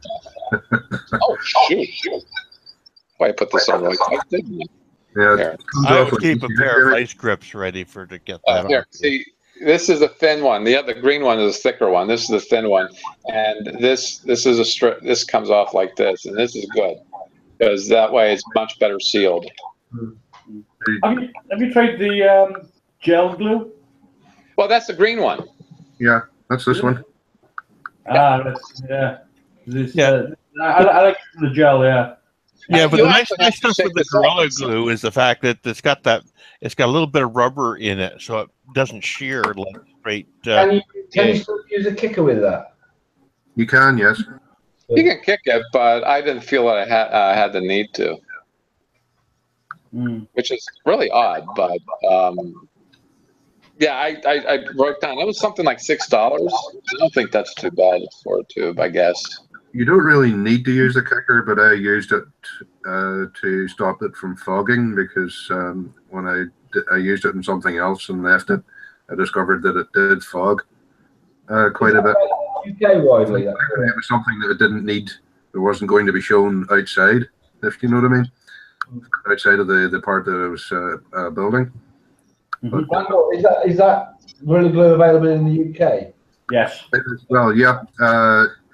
I got mine at a model show in Scotland, but I would imagine anywhere. Any hardware store should have it. Yeah. You can get show in November, so I'm thinking I might get some when I go there. Yeah. No, you can get all different types of Gorilla Glue from places like Tesco. All right. Yeah. So it's widely available. You can even get. I don't know if you've used it, but Gorilla even do an expanding glue as well. Yes. Oh, the polyurethane. Yeah. It's great stuff. Yeah, it is fantastic stuff, and it really does hold. Yeah. I still can't get my socks off. Yeah, it does hold. It's a really good wood glue for sure, but it swells up and it foams up, and you're going to be sparing with it to keep that part down. You have to wait till it cures completely before handling it, because once it gets on your hands, it'll be on your hands. It's sticky. It's sticky. Yeah, wear gloves. Yeah, unless you want to have black spots on your hands for 2 or 3 weeks. But I'm really glad that even in this little difficult time, I feel as I've been very productive, and just doing a little bit every day certainly helps, particularly something redundant like these LEDs. So the installation of them will be very similar. Kenneth Zimmerman's asking, why not use LED tape for the engines on the Falcon? Because I can't blast the light as well. There you go. Also, the individual LEDs of the tape won't line up with the holes and Have you worked out the ampage that's going to be drawing for the power supply? I haven't worked it out, but I think considering there's 78. I think in total I'll probably have 100 LEDs in this thing. So that's 20 amps per LED, 20 mils. So you got 100. So that's 2 amps. 2 amps. That's not that. Well, I don't think it's going to be 100, but I'm not. I know I'm not going to go over 100 LEDs. When he plugs it in, all the lights in Western Pennsylvania will dim. Yeah. All for my. So if you get yourself a 2.5 amp brick, he's going to have to tie into the grid in Pittsburgh. One of my solder irons is on its way out, and I'm going to be dissecting it for the wall wart. And this one is 9 volts. It's 2 amps, 2 milliamps. 2,000 milliamps. I think this will work. I think 100 is overstating it, because I think the cockpit has 4 and 4, 8, and 2 of the headlights. That's 10. So I'll probably have. Well, you're better to be over than under. Yeah. Well, I don't think I'll have more than 90. Come to think of it, 90 LEDs. And if I don't do the gun bays, I'll be fine. Yeah. Because if it's drawing too much, your power supply is going to get hot, and you can we'll see. Yeah, you'll know right away if it starts to heat up too much. You'll know. Yeah, we'll see. But certainly, like I said, this is one of my favorite ones. I'm going to buy a new one. The one I'm using for this is a 40 watt, and this is a 30 watt, but it has LED lights on it. There's 3 of them. This only has 1 LED light on it. But this has a very convenient detachable, so I know it's going because it's so easy to pull off. This has a set screw that needs to be released because it came with multiple tips. Yeah, I ruined the pencil tip one, but I realized that this one's better. Yeah, well, that's got more mash to the tip, so it'll hold heat better. Yeah, and. But this doesn't come with a wall wart. This just plugs right in. That's straight AC, yeah. This comes with the wall wart, and which I have a set for one of my builds. I have no idea where it went to, But when I get to that point of doing a stand, this is now going to be kaputs. And the reason being is the tip is pretty well gone. It does hold still rather well. It's a little bent from it getting hot and the pressures that I've been putting on it. And It's lost its temper. Yeah. Yeah, and since it does come out, you can plug a new one in. But a new tip, as it turns out, costs as much as a whole new one of these. And this is from Home Depot. I get this from Home Depot. These are Wellers. And I have people say, "Well, why don't you get a station and go from there?" And I'm like, you know what? That's all fine and good, but I like the fact that I wear these out and get the wall wart with it. Because it saves me, and the plugs, the male and female plugs, so that I can light my favorite models and I won't have any problem. And 2 amps is actually plenty for any model kit, really. I don't think I would exceed that, not even in a 350 Star Trek 350 build either. Because there I would use LED tape, but I thought the LED tape is all fine and good, if that's, but I just didn't like the effect that it gave. No, it's LED tape's fine for general lighting, but not for straight projection stuff like that. Yeah, like I said, I wanted to burn your retinas when you look at it. That's the whole idea. So. You can actually see it going to hyperspace. Yeah, and I threatened to bring it to work, and one supervisor's into Star Trek, and he used to be on my team, and Eric is he's a phenomenal guy, and we got to talking one day. He said, "Oh shit, if I did what you did, my wife would divorce me," and I just got married last year. But he did mention it, and he did have a birthday, and he got a car kit from his wife. So maybe she's thawing out, as they say. The start of the slippery slope. There you go. But you see, he says he really doesn't have the time to get as sophisticated as I've been telling him about the Star Wars build. And this is, of course, a community build to, add, something more to the kit than the kit. That's not straight out of the box. And certainly lighting to me is not a problem. Painting and assembling has always been my problem. The order in which you do things has been my problem, is more accurate. But my painting skills have excelled since this past 4 years. And I've made my mistakes, and I'm finally finding what works for me. And I think that's what it's all about. So anyway, I told him, I said, because the supervisor's cubicles are a lot larger, and this is going to be on a pretty big base. And I hope to be able to even create a plexiglass cover for it of some kind, and really go out. So the base and the stand, I want to do a video on, because I don't feel there's enough about that going on. There's a lot of work in progress on models, and I'm like, well, that's all fine and good, but actually, how do you mount this thing? How do you, display this thing in ways that make sense to the kit? And then my supervisor overheard what we were talking about, and he says, "Oh, I'm into Star Wars," and I was actually flabbergasted. Then again, why should I doubt that? He's got probably about 10 figurines of Wonder Woman in his cubicle. He just bought a 13-inch one. Yeah. And this thing looks amazing. I got to say it. I'm like the more updated version one, the movie version one. Yeah, you got your closet geeks around. Yeah.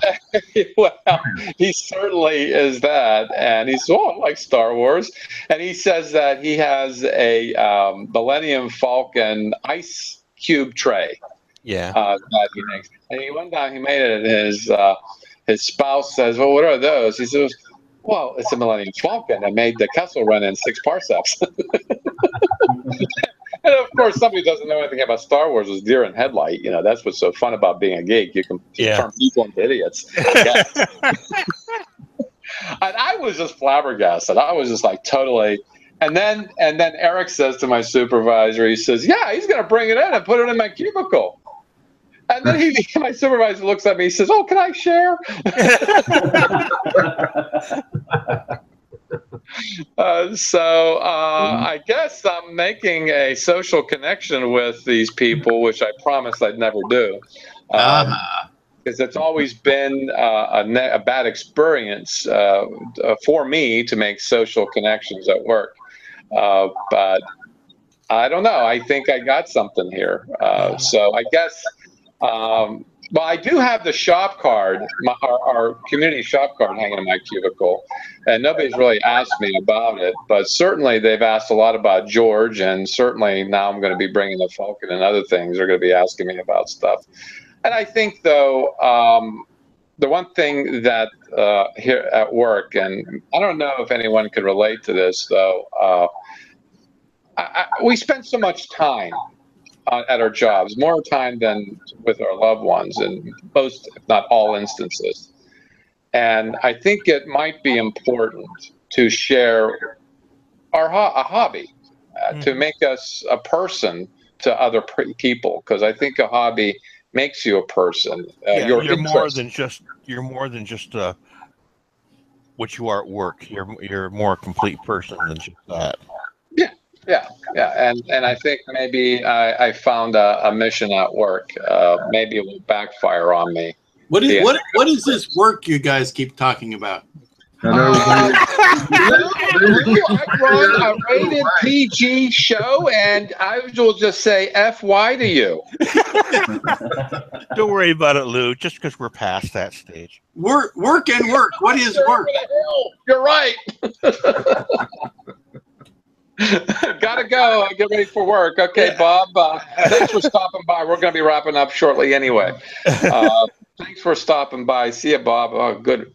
Glad he's gone. Now we can talk about him.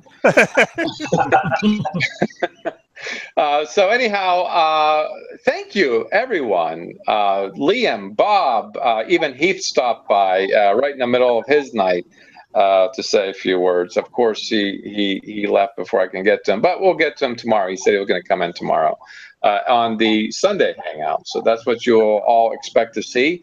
And everybody viewing this live show and everyone who participated in the live chat, thank you so much for making the community as to what it is and what these live broadcasts are about, getting along, having a good time, killing some time, showing what we can do, and showing what we can't do. I think learning experiences are also important. And I'd like to thank also Carwin. Carwin, thank you for stopping by before heading up to, of course, you said by the end of the year, but end of the year is coming up on us like bad underwear. Yeah, 12 weeks, yeah. Yeah, but you know something? I always love to give unsolicited advice, and I'm going to give you one. I think you have a hell of a lot more opportunity than you're giving yourself credit for. Well, I mean, that's if you know what I mean by that. Yeah, that's why I've got to get out of here. It's because I was explaining it to my mother, and it was just a case of there's nothing around you for me.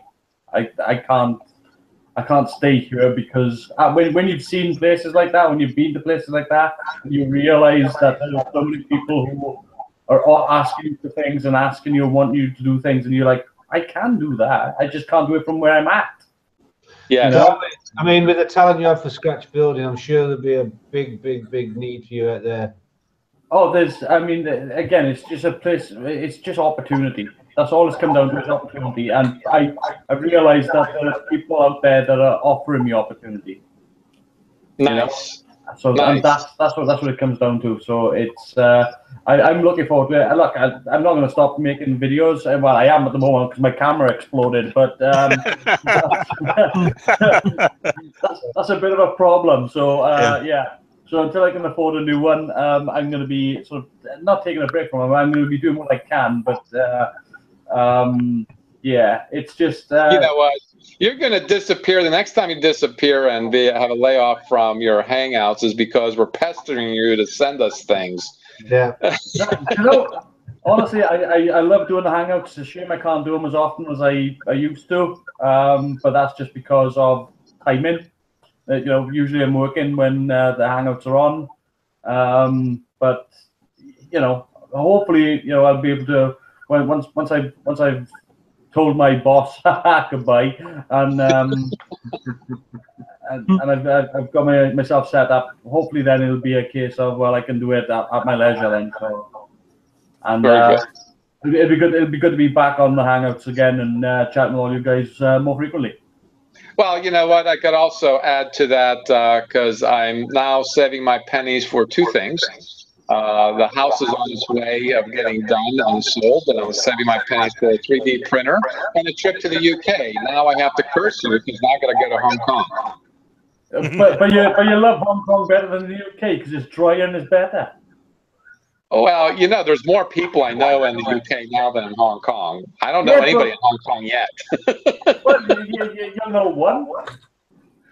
Well, yeah, I mean, you're just opening up opportunity even for me is my point. Yeah, I mean, you know, plus, like I said, it's better weather, better food. But I need to share a pint with you, that's for sure. No, there's plenty of places out there for that, let me tell you. Thank you for stopping by, Carwin. It's been certainly a pleasure and a treat, truly a treat. And Jim. Yes. Hey, get cracking on the trees. I mean, the paper. I mean, the models. Will do. Okay. We'll stay in touch. We'll hang out sometime, maybe this week and later tonight, perhaps. And Jamie, good luck with everything. Good God. Thank you. You're doing well now that you're taking it one step at a time. And of course, Lou, it's always been a pleasure having you. Thank you for your contributions and your sense of humor and humanity. And also, Phil, thank you for stopping by too. I see you got the shop card up there. Very nice. You're awesome. Yeah, I just realised I hadn't stuck it up there. So if you wanna, literally only just put it up. So you're forcing me to an unabashed promotion of the community. If you want one of those shop cards, contact me at Scratch and Jack Models with your snail mail, and I'll send you an official one. There is a difference of what you see online to what you actually get. If you don't know the difference, well, okay. Thanks, Randall, for stopping by. And also sharing, did you get anything done? Because you say you usually do some work during Hangouts. Not much. I kind of got this to fit a wee bit better. It was leaning over to one side, so it just sanded out the joins. But other than that, not much this time. I actually paid attention to what people were saying this time. We haven't seen you in 4 weeks. You've probably been distracted, and that's what you're claiming on your lower third there. All right, this is your host, Scratch and Jack. Come back tomorrow, Sunday Night Hangout, 7 p.m. Eastern. And we're going to do this a little different format. We actually do some screen shares of the community and talk about other people's work and make fun of them and also praise them, especially praise them. And talk about their techniques and see if we can unravel their puzzles as we see their builds. And so I'm sure some of the faces here are going to join us as well. And if you'd like to join us, go tune in on the communities at 7 p.m. Eastern to catch where the link is to join us live. But of course, if you're watching us, it'll be on the the YouTube channel, Amazing Scale Models. And of course, we'll have the live Hangout open and everything and have another good time. And yes, I'd like to talk more later, probably tomorrow, more about the community builds and get some feedback. I need some feedback. I'm going to ask y'all if you want shop cards for the group builds that we have done so far, the car builds, the out-of-box builds, and the Star Wars build, and so on. If you want shop cards specifically commemorating those community builds, I'd like to know what your feedback is. I'll post a question up on the communities, and because I need to know if you're all interested. I'm not going to, spend money printing these things when nobody wants them, but if you want them, we'll talk about it. And that will be about it for right now. So happy modeling, everyone, and good day. Have a good day. Good day, too. All right. Bye. Come on. We're still Are we still live?